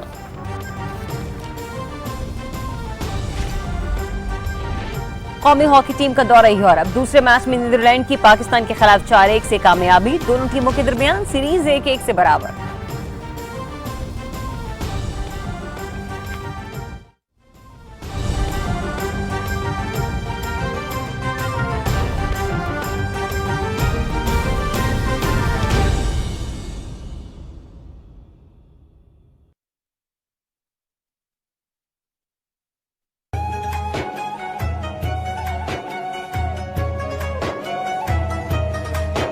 رمضان پاکستان، رمضان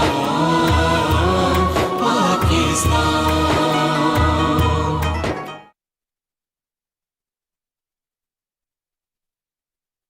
رمضان کا تیسرا عشرہ دوزخ سے نجات کا باعث ہے۔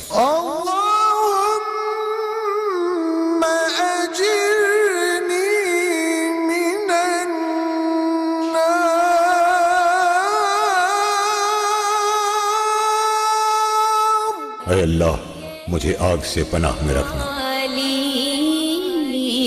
مقام ہوگا۔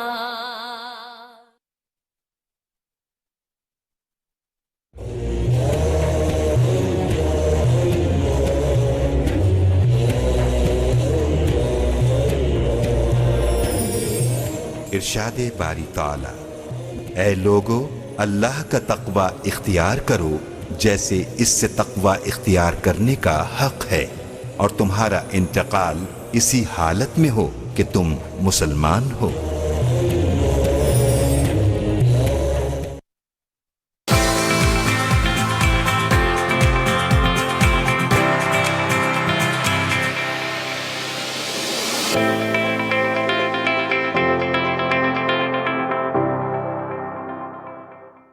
صبح پاکستان میں ایک بار پھر خوش آمدید۔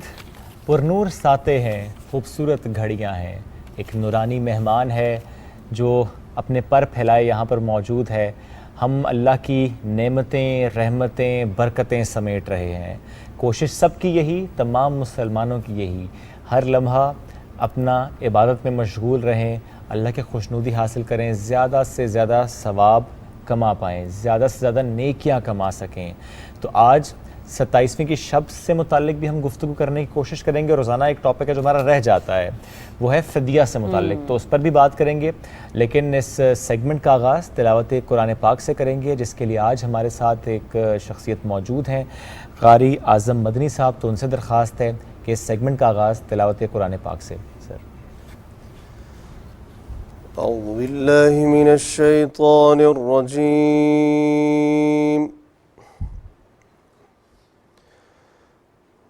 بسم اللہ الرحمن الرحیم،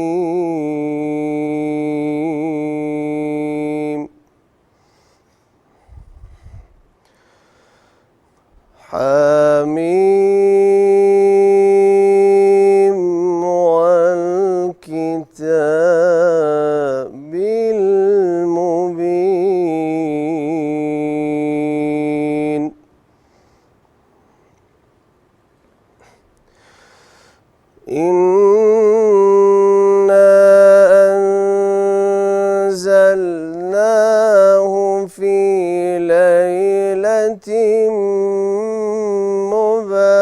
مباركة في ليلة مباركة إنا كنا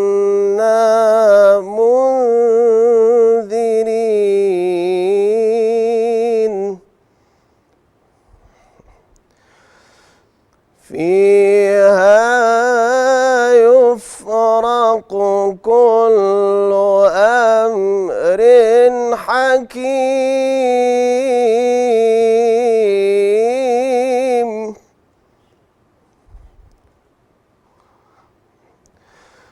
أمرا من عندنا إنا كنا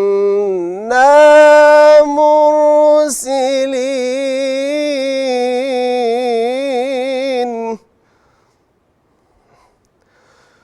رحمة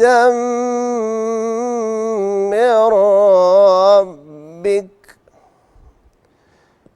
إنه هو السميع العليم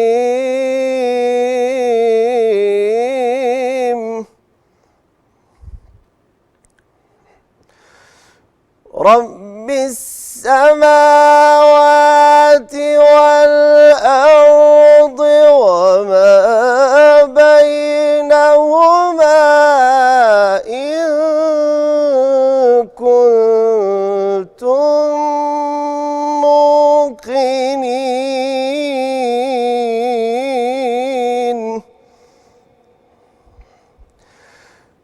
بسم الله الرحمن الرحيم إنا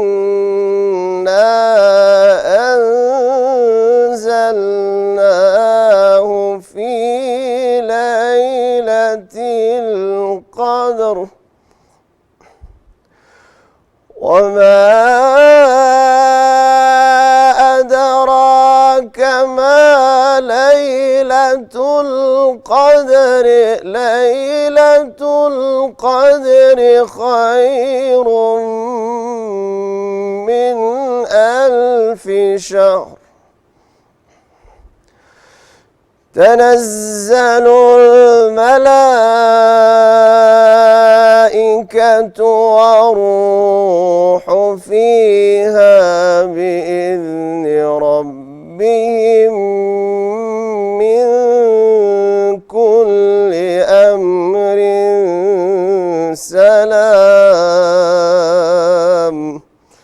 سلام هي حتى مطلع الفجر صدق الله العظيم जज़ाकल्लाह सुभान अल्लाह। बहुत बहुत खूबसूरत तिलावत कलाम पाक, आवाज़ भी और कलाम का इंतखाब भी। और चूँकि अब हम आज जितने भी मुसलमान हैं जिनका ताल्लुक़ पाकिस्तान से है, आज हम 26 रमज़ान मुबारक जो है वो मुकम्मल कर चुके होंगे नमाज मग़रिब तक, और बाद नमाज मग़रिब जो है वो 27वीं शब का बाकायदा तौर पर आगाज़ हो जाएगा, जिससे लैलतुल क़द्र की रात कहा जाता है। इंतहाई बाबरकत सातें पुकारा जाता है। अब लैलतुल क़द्र को कहा, सवाल किया जाता है कि लैलतुल क़द्र कहा क्यों जाता है। कहा यह गया है कि इसमें साल भर के अहकाम नाफिज किए जाते हैं और फरिश्तों को साल भर के कामों और खिदमात पर मामूर किया जाता है। और ये भी कहा जाता है कि इस रात की दीगर रातों पर शराफत व क़द्र के बायस इसको लैलतुल क़द्र कहा जाता है। कहीं जगहों पर, कहीं मौक़ों पर ये भी रवायात मनक़ूल हैं कि चूँकि इस शब में नेक अमाल मकबूल होते हैं और बारगाह इलाही में उनकी क़द्र और मंजिलत जानी जाती है, इसलिए भी इसको लैलतुल क़द्र कहते हैं।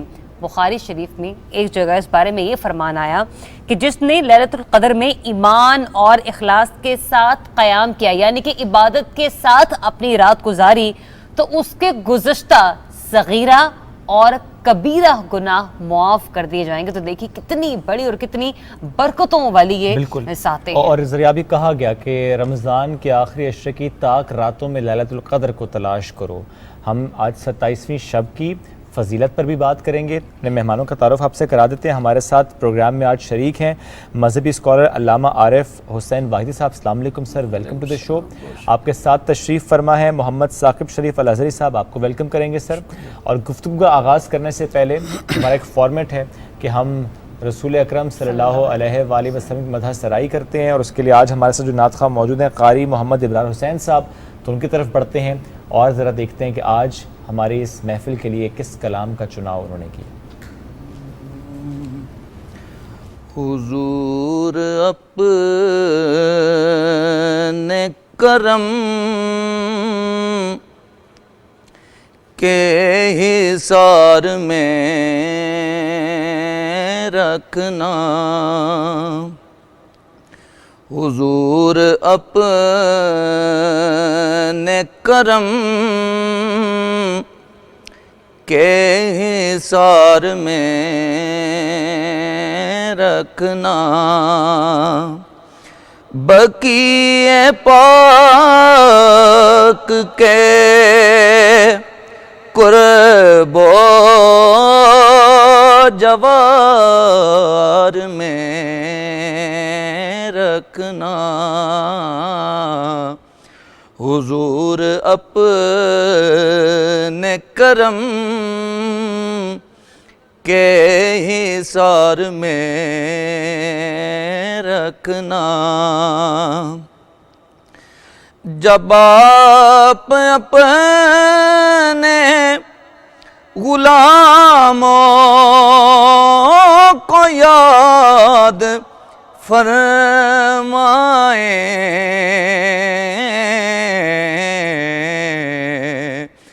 हमें भी शाह मदीना शुमार में रखना, हमें भी शाह मदीना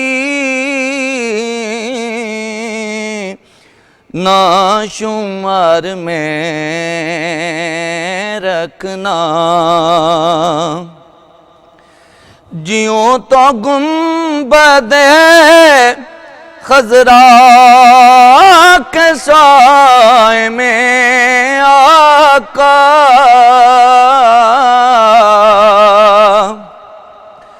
जियों तो गुंबदे खजरा के साए में आका,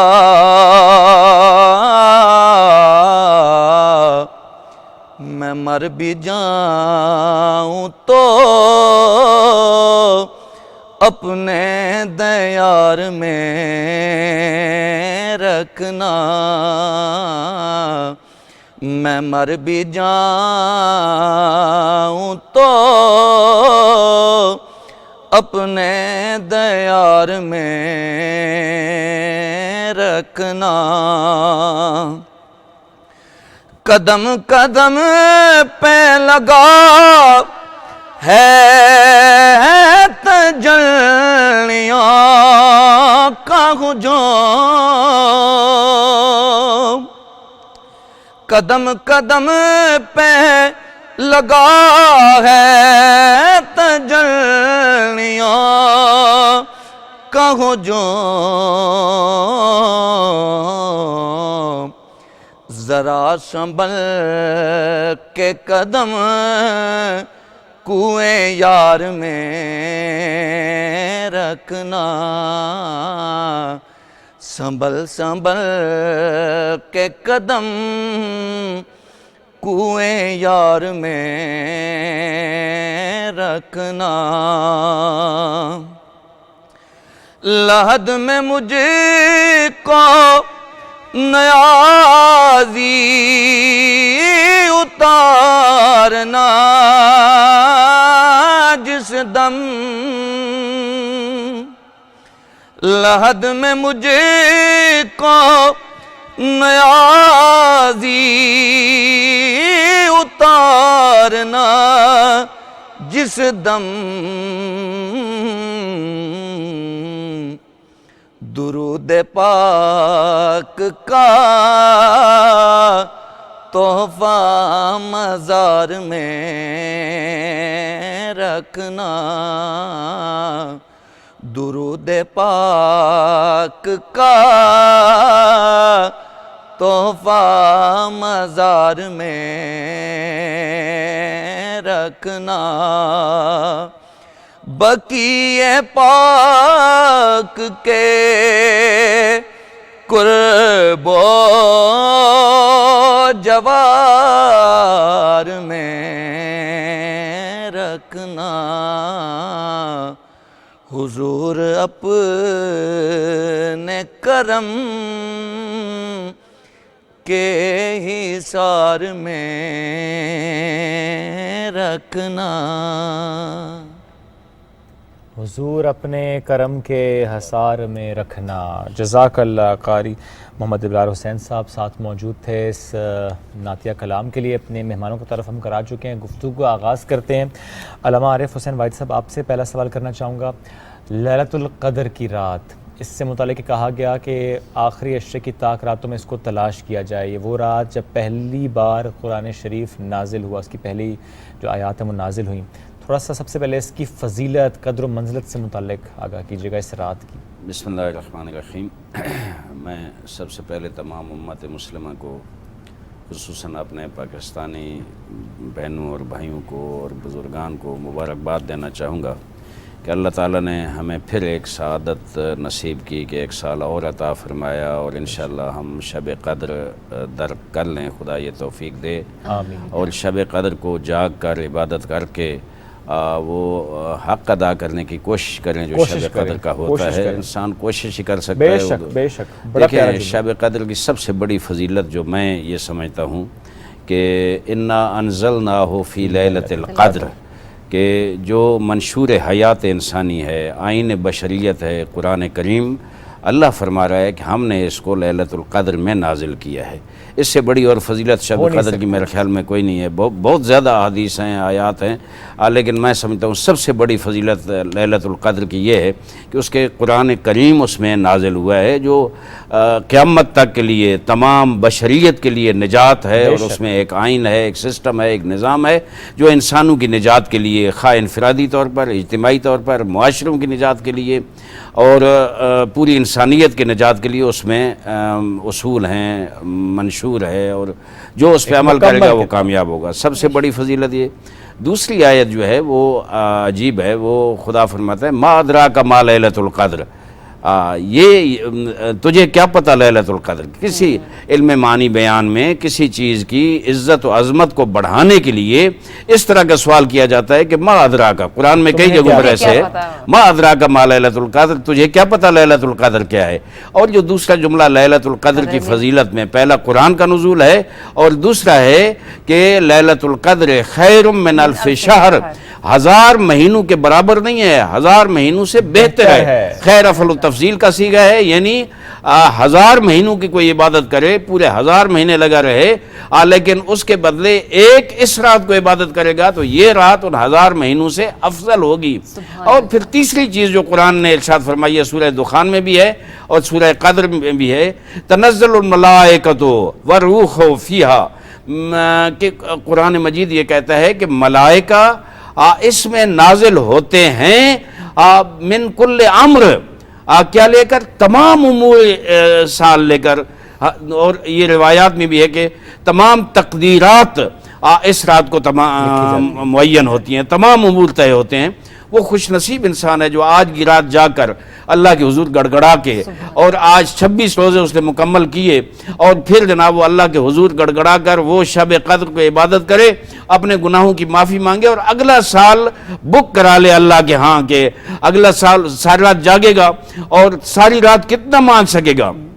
اگر قرآن کی تلاوت بھی کرے ساری رات تو دیکھیں ماہ مبارک رمضان میں قرآن کی تلاوت کے اتنا ثواب ہے کہ باقی دنوں میں قرآن رمضان سے ہٹ کر اگر کرے گا تو وہ ایک آیت کا ثواب ایک آیت کا ملے گا.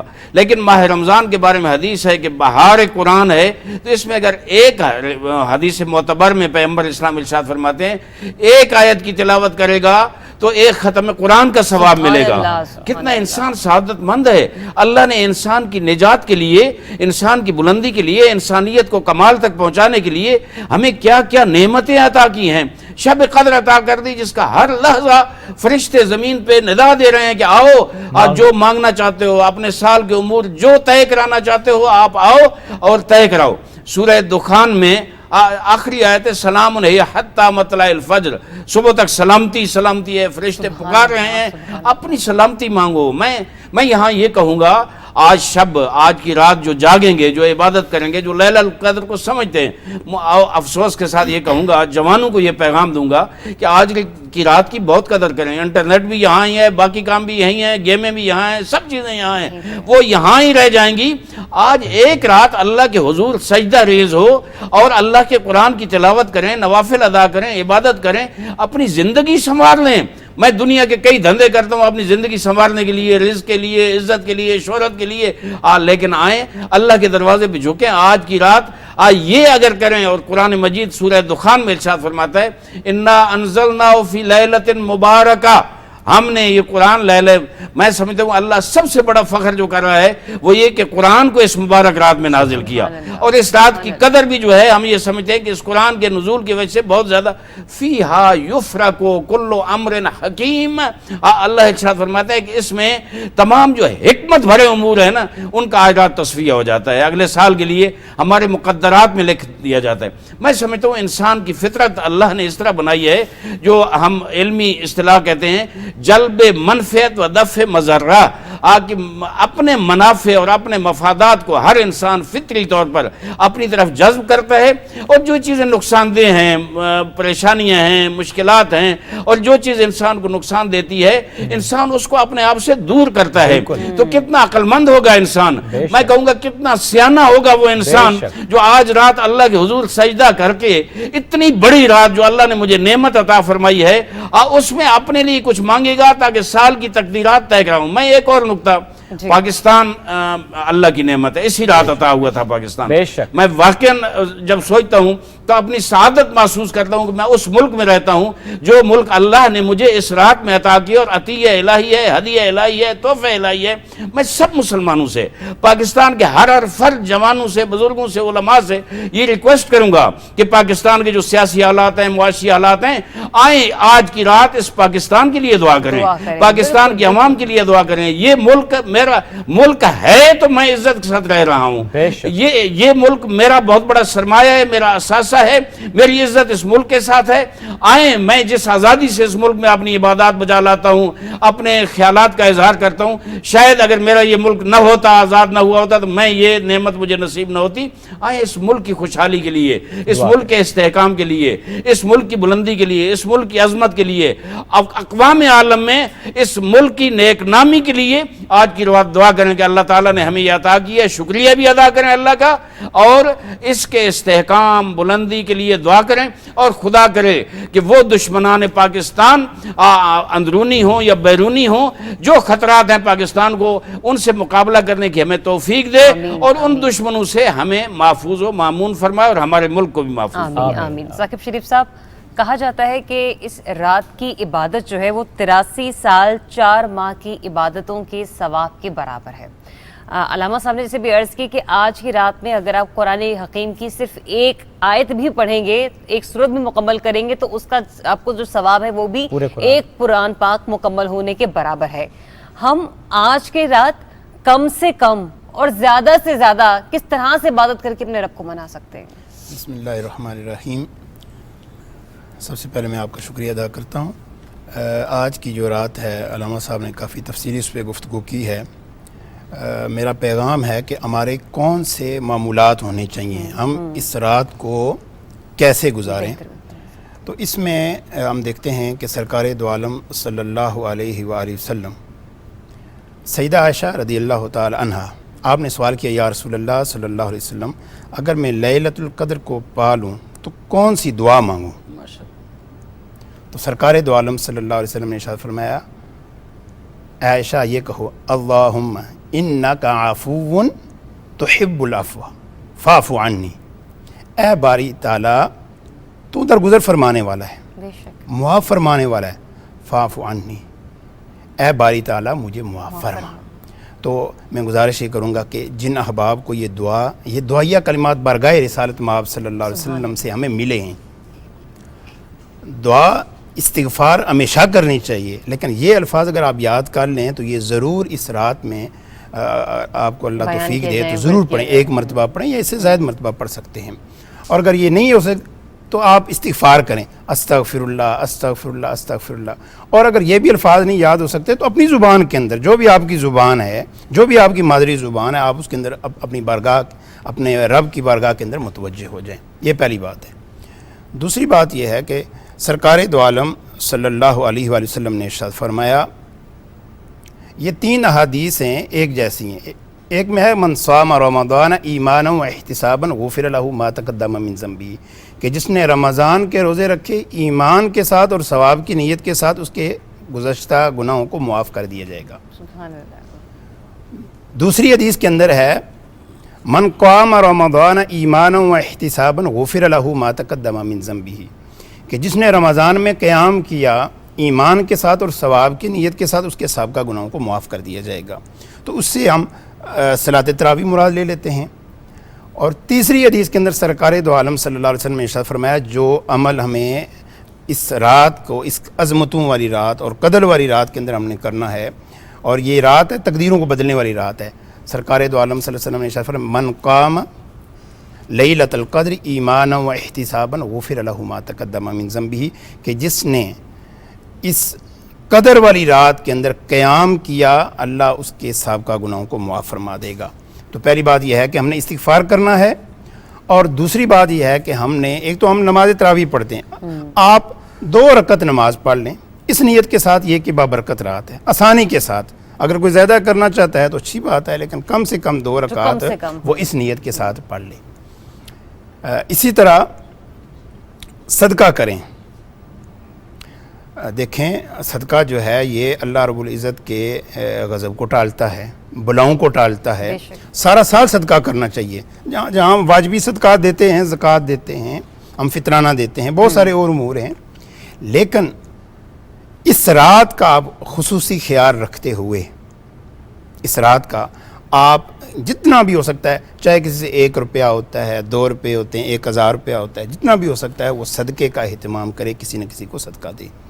پھر قرآن کی تلاوت جتنا بھی ہو سکتا ہے آسانی کے ساتھ، اگر اس اہتمام کے ساتھ کہ یہ جو رات ہے یہ عظمتوں والی رات ہے، اور اسی رات کے اندر جیسے علامہ صاحب نے ذکر کیا کہ اللہ رب العزت نے وہ ہمیں کلام الہی، وہ آئین اور دستور دیا ہے جس نے تاریخ کا رخ پھیر دیا ہے، انسانیت کو ایک نیا لاہ عمل دیا ہے زندگی گزارنے کا۔ تو آپ اس نیت کے ساتھ، اگر آپ کے پاس زیادہ نہیں پڑھ سکتے تو آپ سورۃ الفاتحہ پڑھ لیں، آپ سورہ اخلاص پڑھ لیں، جتنا بھی آپ سے آسانی ہے آپ کیا کریں، اس کی تلاوت کریں۔ آپ 1 حرف پڑھیں گے تو اللہ رب العزت آپ کو 10 نیکیاں عطا فرمائے گا۔ اور سرکار دو عالم صلی اللہ علیہ وسلم نے ارشاد فرمایا کہ الف لام میم، یہ ایک جو ہے یہ اس کے اندر 3 حروف ہیں، الف پڑھیں گے 10 نیکیاں ملیں گی، لام پڑھیں گے 10 نیکیاں ملیں گی، میم پڑھیں گے تو 10 نیکیاں ملیں گی، اور 30 نیکیاں بھی ملیں گی، اور 30 آپ کے درجات بھی بلند کیے جائیں گے۔ اور یہی قرآن اور روزہ، اور یہی قرآن جس کی ہم تلاوت کریں گے، سرکار دو عالم صلی اللہ علیہ وسلم نے ارشاد فرمایا اقرؤوا القرآن فإنہ یأتی یوم القیامۃ شفیعا لأصحابہ، کہ قرآن کو پڑھا کرو، یہ کل قیامت کے دن تمہارے لیے سفارشی بن کر آئے گا۔ اور یہ روزہ اور قرآن کل قیامت کے دن جو ہے یہ ہمارے لیے سفارش بھی کریں گے۔ تو میں گزارش کروں گا، میں استغفار کریں جیسا میں نے گزارش کی ہے، اور قیام کریں، 2 رکعت آپ پڑھیں، صدقے کا اہتمام کریں، اور قرآن کی تلاوت کریں، اور آج کی رات یہ نیت کریں کہ قرآن کو پڑھنا بھی ہے اور سمجھنا بھی ہے۔ اصل مقصود جو ہے قرآن سے ہے وہ قرآن فہمی ہے۔ علامہ اقبال نے فرمایا تھا گر تمی خائی مسلمان زیستن نیست ممکن جزبہ قرآن زیستن، کہ اگر تم ایک مسلمان بن کر زندگی گزارنا چاہتا ہے، نیست ممکن جزبہ قرآن زیستن، یہ اس وقت تک ممکن نہیں ہے جب تک تم قرآن کو اپنا اون اور بچھونا نہ بنا لے۔ بالکل ٹھیک ہے علامہ صاحب، 27ویں کی رات آغاز جب ہو رہا ہے تو ہم جمعے میں داخل بھی ہو جائیں گے، جمعۃ الوداع میں داخل بھی ہو جائیں گے، تھوڑا سا اس کی فضیلت بھی بتائیے گا جمعۃ الوداع سے متعلق بھی، کہ اور عبادت کا درجہ بڑھ گیا، اور ساتھ ساتھ یہ پہچان کیا ہے لیلۃ القدر کی، چونکہ کس رات میں ہے نہیں جانتے، ہے طاق رات میں صرف اشارہ، پہچان کیسے ہوتی ہے، اشارے کیا ہوتے ہیں؟ میں سمجھتا ہوں کہ اس سال خصوصاً ہماری خوش نصیبی اور خوش بختی ہے کہ لیلۃ القدر جو ہے 27 کی رات، ویسے جیسے آپ نے فرمایا کہ آخری عشرے کی جو طاق راتیں ہیں ان میں کسی میں بھی کوئی معین نہیں ہے، لیکن احتمالات ہیں، مثلا 21 کا بھی ہے، 23 کا بھی ہے، 27 کا بھی ہے یہ، لیکن خوش نصیبی ہے کہ 27 کی رات شب جمعہ آ رہی ہے، آج جمعہ کی رات ہے، اور وہ بھی جمعۃ الوداع کی رات ہے۔ ہم سمجھتے ہیں بہت بابرکت ہے، اس میں اعمال ظاہر 2 برابر ہو جاتے ہیں، اور پھر یہ ہے کہ جمعۃ الوداع اس لیے کہتے ہیں کہ ہم ماہ مبارک رمضان کو یہ جمعہ آخری جمعہ ہے اور اس کو الوداع کر رہے ہیں ماہ مبارک رمضان کو، تو یہ جو جمعے کی رات کی عبادت ہے، ویسے بھی جمعے کے بارے میں جو حضور اکرم صلی اللہ علیہ وآلہ وسلم نے ارشاد فرمایا ہے وہ یہ ہے کہ مسلمان کی کچھ عیدیں ہیں، مختلف عیدیں گنی ہیں، اور ایک اس میں فرمایا ہے کہ جمعہ جو ہے وہ بھی مسلمان کی عید ہے۔ آج جمعے کے بارے میں بھی جس وقت شام ہو جائے گی، غروب ہو جائے گا اور جمعے کی رات شروع ہو جائے گی، تو اس وقت ہے کہ فرشتے زمین پر نازل ہوتے ہیں اور کہتے ہیں کہ سعادت کی گھڑیاں شروع ہو گئیں، سعادت کے لمحات شروع ہو گئے، جو توبہ کرنا چاہتا ہے، جو اللہ کے در کی طرف واپس پلٹنا چاہتا ہے وہ آ جائے، اور ظاہر ہے جمعۃ الوداع تو اس سے کئی برابر، باقی جمعوں سے کئی برابر زیادہ فضیلت رکھتا ہے، اور ہماری خوش نصیبی کی شب قدر، یہ شب قدر جس وقت حضور اکرم صلی اللہ علیہ وآلہ وسلم کی حیات طیبہ میں یہ ہے کہ جس وقت شب قدر داخل ہوتی تھی، حضور اپنے گھر کے سارے افراد کو ساری رات جگاتے تھے اور کہتے تھے کہ بیٹھ کر عبادت کرنی ہے۔ ظاہر ہے ویسے حضور کی فیملی، حضور کے گھر جو ہے وہ کون تھے؟ وہ حضور کے اہل بیت تھے جو ساری رات جاگ کر عبادت ویسے بھی کرتے، لیکن روایت میں ہے کہ حضور اپنے ساتھ پانی رکھتے تھے، ایک برتن پانی کا، کہ اگر کسی کو نیند آ جائے تو وہ پانی کے چھینٹے ان کے منہ پہ ڈالتے تھے تاکہ جاگتے رہیں۔ سب سے بڑی ایک جو فضیلت ہے وہ یہ ہے کہ اس رات کو آدمی سوئے نہیں، ساری رات جاگ کر اس رات کو گزارے اور اپنے اللہ سے، جیسے مولانا صاحب نے بہت خوبصورت فرمایا کہ آج کا انسان تاریکیوں میں ہے، ظلمتوں میں ہے، دھکے کھا رہا ہے، ٹامک ٹوئیاں کھا رہا ہے، اندھیروں میں، ظلمتوں میں، اور زندگی اتنی مشکل ہو گئی ہے انسان کی۔ یہی آج کے دور میں سوچیں، مہنگائی کتنی مشکل ہو گئی ہے، زندگی کی پریشانیاں کتنی زیادہ ہیں۔ اب میں یہ کہتا ہوں کہ بجائے اس کے کہ ہم کسی وزیر کے دروازے پہ جائیں، ہم کسی MNA MPA کے دروازے پہ جائیں، آئیں ہم اللہ کے دروازے پہ جائیں۔ اور یہ روایت میں ہے کہ جس وقت آج کی رات کو یہ استغفار کرتا ہے نا، اللہ اس سے استغفار کے بدلے جہاں اس کے گناہ معاف کرتا ہے، جہاں اس کی توبہ قبول کرتا ہے، وہاں اس کو رزق حلال وسیع بھی عطا کرتا ہے۔ تو آئیں، وہ جو مشکلات ہیں وہ اس رات مانگیں، اپنے گناہوں کی استغفار کریں، اللہ کا وعدہ ہے۔ دیکھیں 3 چیزیں اکٹھی ہو گئیں، ایک لیلۃ القدر ہے، ایک لیلۃ الجمعہ ہے، اور ایک جمعۃ الوداع کی رات، 3 چیزیں اکٹھی ہو گئیں، میری بخشش کا مکمل سامان ہو گیا۔ اب بھی اگر میں بد نصیب ہوں اور وہ میں بخشش، لیلۃ القدر قلب رمضان، رمضان کے ہر دن بڑا مقدس ہے، لیکن حضور اکرم ارشاد فرماتے ہیں کہ ماہ مبارک رمضان میں لیلۃ القدر جو ہے اس رمضان کا قلب ہے اور بنیادی مرکز اور بنیادی محور ہے۔ تو ہمیں ظاہر ہے یہ، لیکن میں یہاں متوجہ کروں گا ایک چیز، جوان جو دیکھ رہے ہیں، ہمارے ناظرین، ہمارے سامعین جو دیکھ رہے ہیں، ظاہر ہے ہر انسان کی تڑپ ہوتی ہے۔ میں کہتا ہوں آج کی رات آنے سے پہلے جو لوگ آپ سے ناراض ہیں ان سے معافی مانگ لیں، جیسے مولانا نے کہا صدقہ لازمی دیں، ہر کوئی اپنی حیثیت اور استطاعت کے مطابق دے، جتنا صدقہ دے سکتا ہے، لازمی نہیں، اللہ کوئی فٹیک نہیں ڈالتا، لا یکلف اللہ نفسا الا وسعہا، جتنی انسان کی وسعت ہے۔ لیکن حدیث معتبر میں حضور اکرم صلی اللہ علیہ وآلہ وسلم ارشاد فرماتے ہیں 4 قسم کے لوگ یہ ہیں، ایسے ہیں جو جب تک معافی نہیں مانگیں گے اس وقت تک ان کی دعا قابل قبول نہیں ہے۔ ایک پہلا ہے عاق الوالدین، جو والدین کا نافرمان ہے، میرے عزیز جوانوں اس معاشرے میں نیٹ پہ مختلف چیزیں دیکھتے ہیں پوری دنیا کی. ہو سکتا ہے والدین کے بارے میں کوئی کمزور جملے آپ کے ہو گئے ہوں. قرآن کہتا ہے لا تقل لہما اف, آپ والدین کو اف تک آپ نہیں کر سکتے. اگر والدین ناراض ہیں ساری رات بھی بیٹھے رہیں آپ کی دعا قبول نہیں ہے. حضور فرماتے ہیں آسان طریقہ یہ ہے کہ شب قدر داخل ہونے سے پہلے جائیں والدہ کے قدم پہ ہاتھ رکھیں, والد قدم پہ ہاتھ رکھیں اور کہیں آپ بابا جی امی جان آپ معافی دے دیں, میں آج رات اللہ کے حضور آ جا رہا ہوں اپنے گناہوں کی استغفار کے لیے. اور مجھے یقین ہے والدین اولاد کے بارے میں اتنے نرم دل ہوتے ہیں آگے جو ہی بیٹا اگر مسکرا کر معافی مانگے گا اسی وقت معاف کر دیں گے. میں کہوں گا اے خوش نصیب اولاد, تیرے والدین اگر زندہ ہیں تو والدین سے معافی مانگ لے, اگر والدین فوت ہو گئے ہیں تو حدیث معتبر میں ہے آگے جائیں اس کی قبر پہ, اگر ناراض گئے ہیں آپ سے ان کی قبر پہ جا کے پاؤں کی طرف ہاتھ رکھ کر آپ معافی مانگے کہ بابا جی امی جان مجھے معاف کر دو, انشاءاللہ آپ کی دعائیں منظور ہوگی اگر والدین معاف کر دیں گے. ایک اور چیز جو شراب نوش ہے, جو شرابی ہے, اس کے بارے میں ہے کہ اس کی دعا منظور نہیں ہوتی, لیکن نا امیدی نہیں ہے. لا تقنطوا من رحمت اللہ, اس کے لیے بھی توبہ کے دروازے کھلے ہیں. آج شب قدر میں اگر آپ چاہتے ہیں کہ اللہ کو پکاریں معافی مانگیں اور جو گناہ ہے وہ اللہ تو فرماتا ہے صرف مجھے یہ ایک دفعہ یا رب, میرا گناہگار بندہ جب مجھے ایک دفعہ یا رب کہتا ہے مجھے اس کی صدا اتنی پیاری ہے کہ میں 10 مرتبہ کہتا ہوں لبیک یا عبدی, اے میرا بندہ میں حاضر ہوں, تو مانگ تو صحیح. ادعونی استجب لکم, تو مجھ سے مانگ صحیح, میں تجھے معاف کرنے کے لیے, تجھے مغفرت عطا کرنے کے لیے تیار ہوں. تو میں شرابی انسان, خدا نہ کرے کوئی مسلمان شرابی ہو, میں ان خدمت میں عرض کروں گا کہ ہاں یہ وقت ہے معافی کا, زندگی کا کوئی پتہ نہیں. ایک اور آدمی جس کی دعا منظور نہیں ہوتی اور یہ بہت ہی اہم ہے, جو قطع رحمی کرتا ہے. جس نے اب تک اپنے رشتہ داروں کے ساتھ دیکھیں, ہو سکتا ہے میرے رشتہ دار کسی کے ساتھ زیادتی کریں, آپ بے شک کریں, لیکن چونکہ حضور کا فرمان ہے کہ جو قطع رحمی کرے گا اس کے ساتھ میں ناراض ہوں گا, جو قطع رحمی کرے گا اس کی عمر کم ہوگی, جو قطع رحمی کرے گا وہ جنت میں نہیں جا سکتا, اور جو صلہ رحمی کرے گا اس کی عمر زیادہ ہوگی. اور لیلۃ القدر کے حوالے سے فرمایا کہ جو دعا منظور کروانا چاہتا ہے, جو رشتہ دار ناراض ہیں ان کو راضی کرے, آج راضی کرو, جاؤ دعا مانگو انشاءاللہ. اور لمبی ہو گئی میری گفتگو. چوتھی چیز جو ہے کہ دعا منظور نہیں ہوتی, اگر کسی مومن مسلمان کا دل آپ نے رنجیدہ کیا ہے, آپ کے دل میں اس کی نفرت ہے, دشمنی ہے, یار چھوڑو, زندگی کتنی ہے, چند دن کی زندگی ہے, میں اگلے جہان چلا جاؤں گا, اللہ کو میں نے حساب دینا ہے. اگر میں معافی, اس زیادتی بھی چلو اس کی ہوگی, میں معاف کر دوں گا تو اللہ مجھے اجر دے گا, وہاں میری عزت و عظمت ہوگی. لذا آئیں, کوئی اگر کسی شخص مسلمان کے بارے میں دل میں کوئی بغض ہے, نفرت ہے, دشمنی ہے, وہ دشمنی نکال دیں, وہ کینے نکال دیں, وہ رنجیدگیاں نکال دیں. اور اس کے بہت زیادہ فوائد ہیں. ایک تو آپ کی بخشش ہو جائے گی, آپ کی دعا منظور ہوگی, اور معاشرے میں جو محبت پیدا ہوتی ہے, اخوت اور بھائی چارہ, جو پاکستان کی ضرورت ہے کہ ہم اس بھائی چارے اور محبت اور اخوت کو آگے بڑھائیں.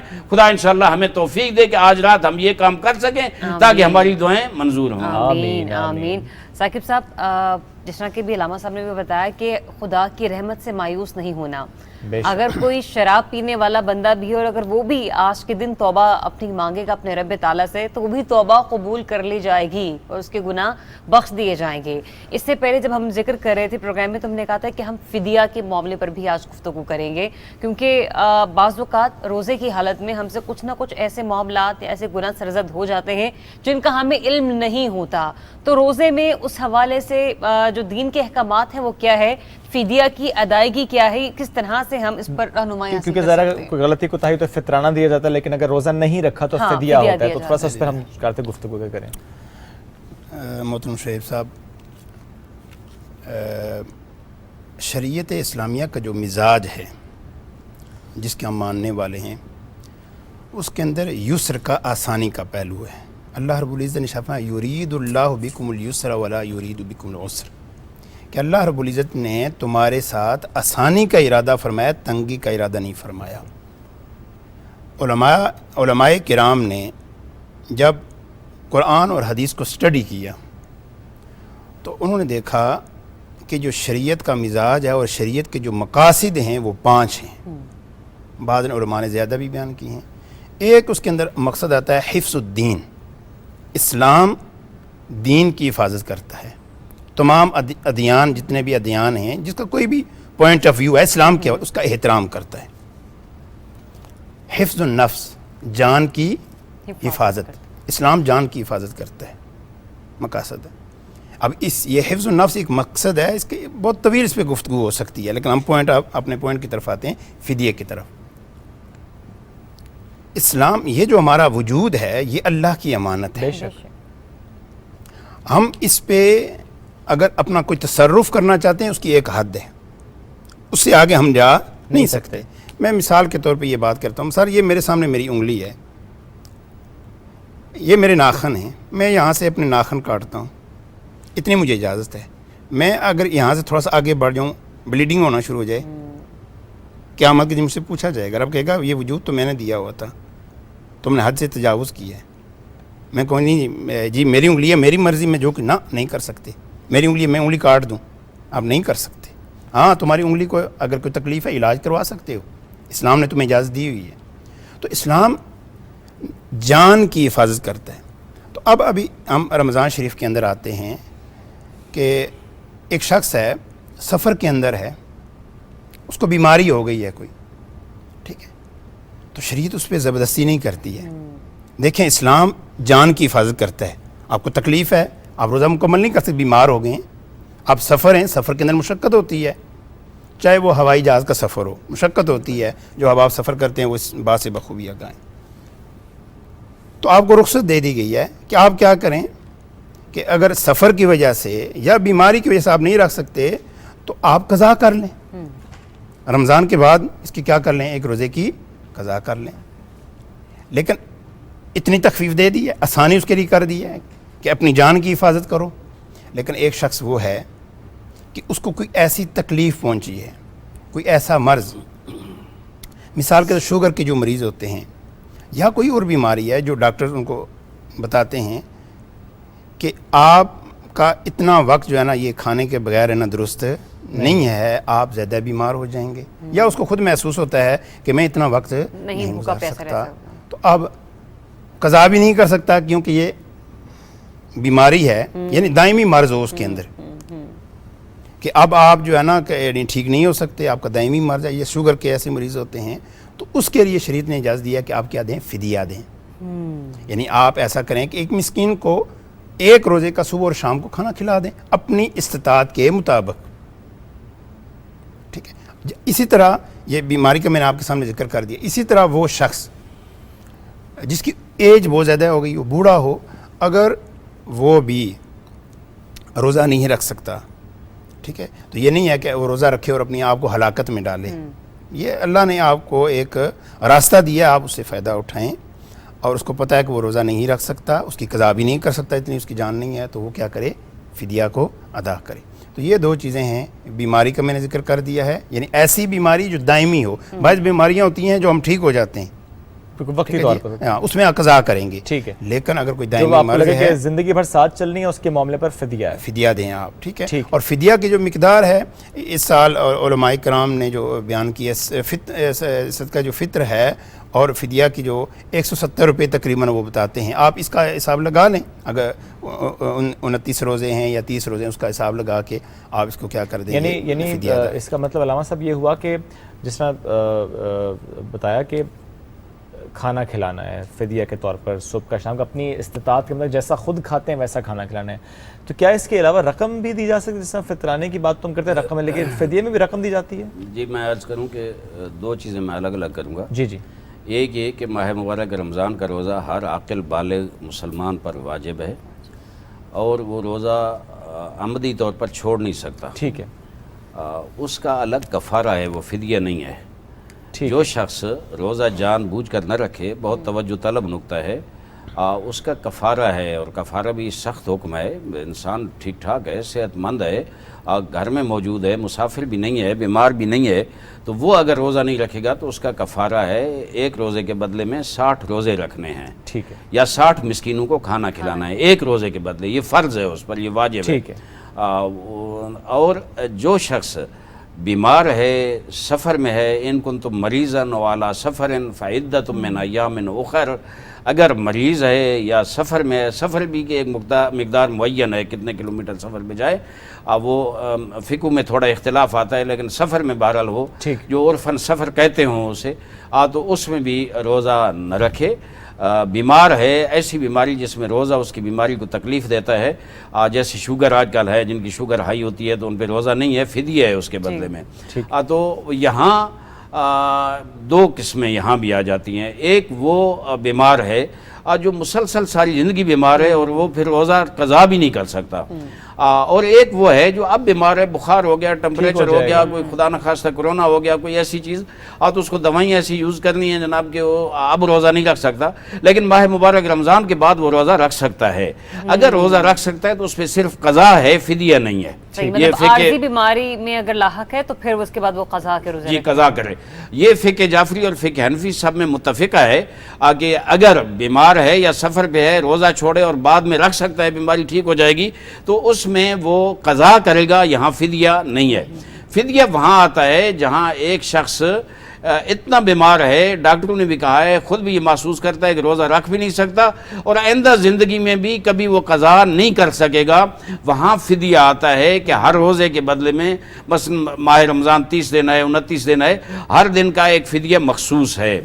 اس کی جو میں اب فقہ حنفی کے حوالے سے مجھے معلوم نہیں ہے، مولانا صاحب اگر بتا سکیں، ہمارے ہاں فقہ جعفری میں 14 چھٹانک اناج جو استعمال کرتے ہیں، آپ جو چیز کھاتے ہیں، اگر آپ گھر میں زیادہ چاول استعمال کرتے ہیں تو چاول 14 چھٹانک ہو، یا اگر گندم استعمال کرتے ہیں تو گندم 14 چھٹانک ہو، وہ 14 چھٹانک کی مقدار معین ہے، ہر روزے کے بدلے میں آپ وہ فدیہ کسی غریب، مسکین، یتیم، ایسے جو مستحق ہیں آپ ان کو دیں گے، وہ دیں گے تو انشاءاللہ آپ کا وہ ادا ہو جائے گا جناب، وہ چونکہ آپ رکھ نہیں سکتے، آپ کی مجبوری ہے۔ اور جیسے مولانا نے فرمایا کہ حضور اکرم صلی اللہ علیہ وسلم کا یہ ارشاد ہے کہ الاسلام سمحۃ سہلہ، اسلام ایک نرم اور آسان دین ہے، اللہ میرے لیے مشکل ایجاد نہیں کرتا، اللہ اپنے بندے کو پسند کرتا ہے، اپنے بندے سے محبت رکھتا ہے، بندے کو مشکل میں نہیں ڈالنا چاہتا، لیکن بندے کا حق بھی ہے کہ وہ جو اتنا مہربان خدا جس نے مجھے اتنی نعمتوں سے نوازا ہے، لیلۃ القدر جیسی شب عطا فرمائی ہے،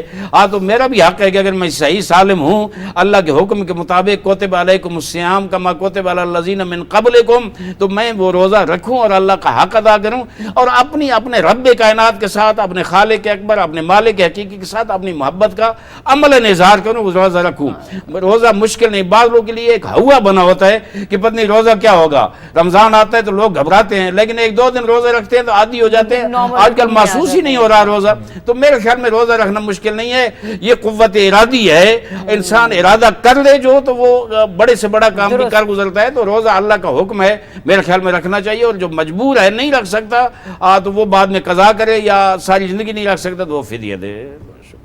بالکل ٹھیک ہے، ساری عمر نہیں رکھ سکتا تو فدیہ دے گا، ادروائز ظاہر ہے قضا کا ایک معاملہ ہے۔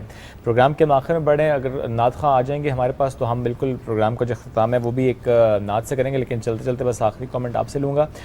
رمضان کو الوداع کرنے کا بھی کوئی سلیقہ ہے؟ دین نے کوئی سلیقہ سکھایا؟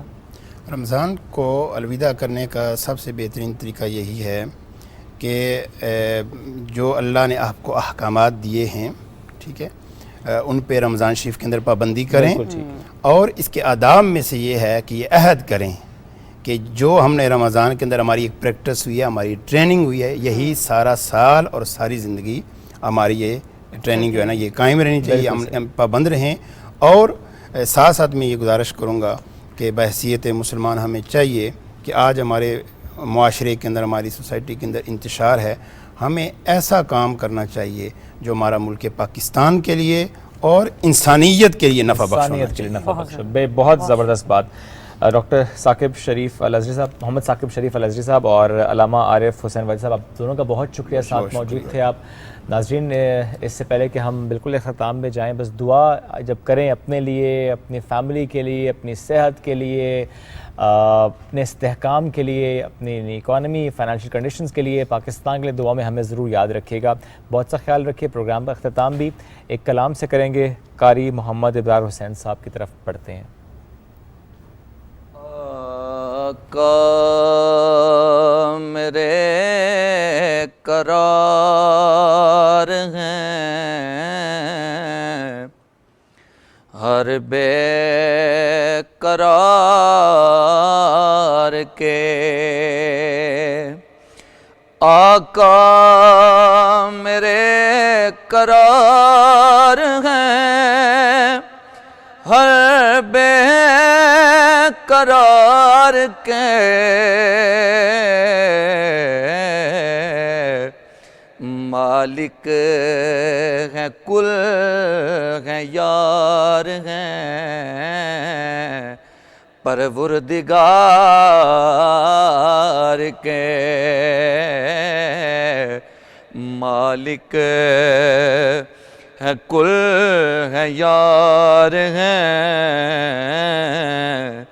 پروردگار کے دیتا خدا ہے اس میں ذرا شک نہیں مگر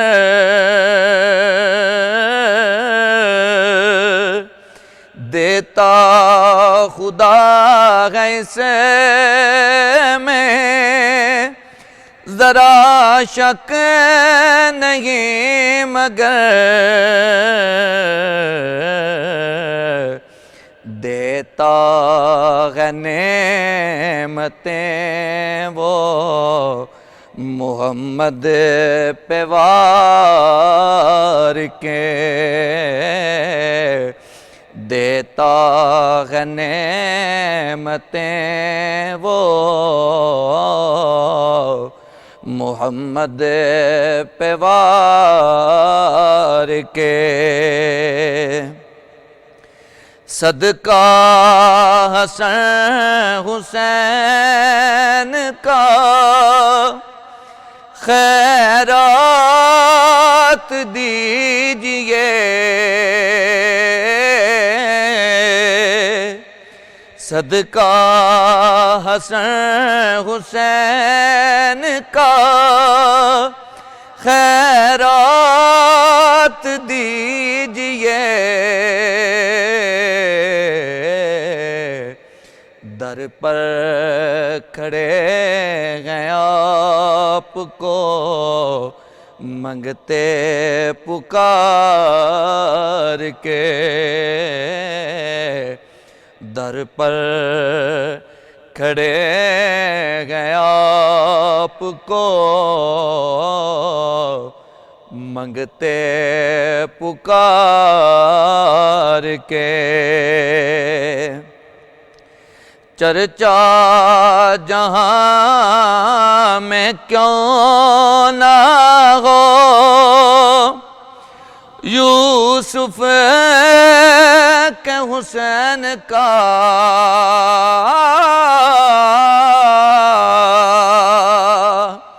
چرچا جہاں میں کیوں نہ ہو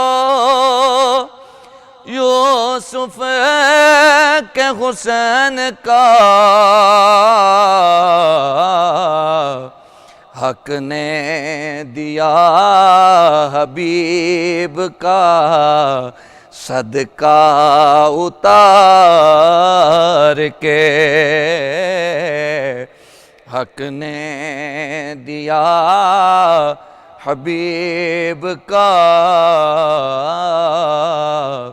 صدقہ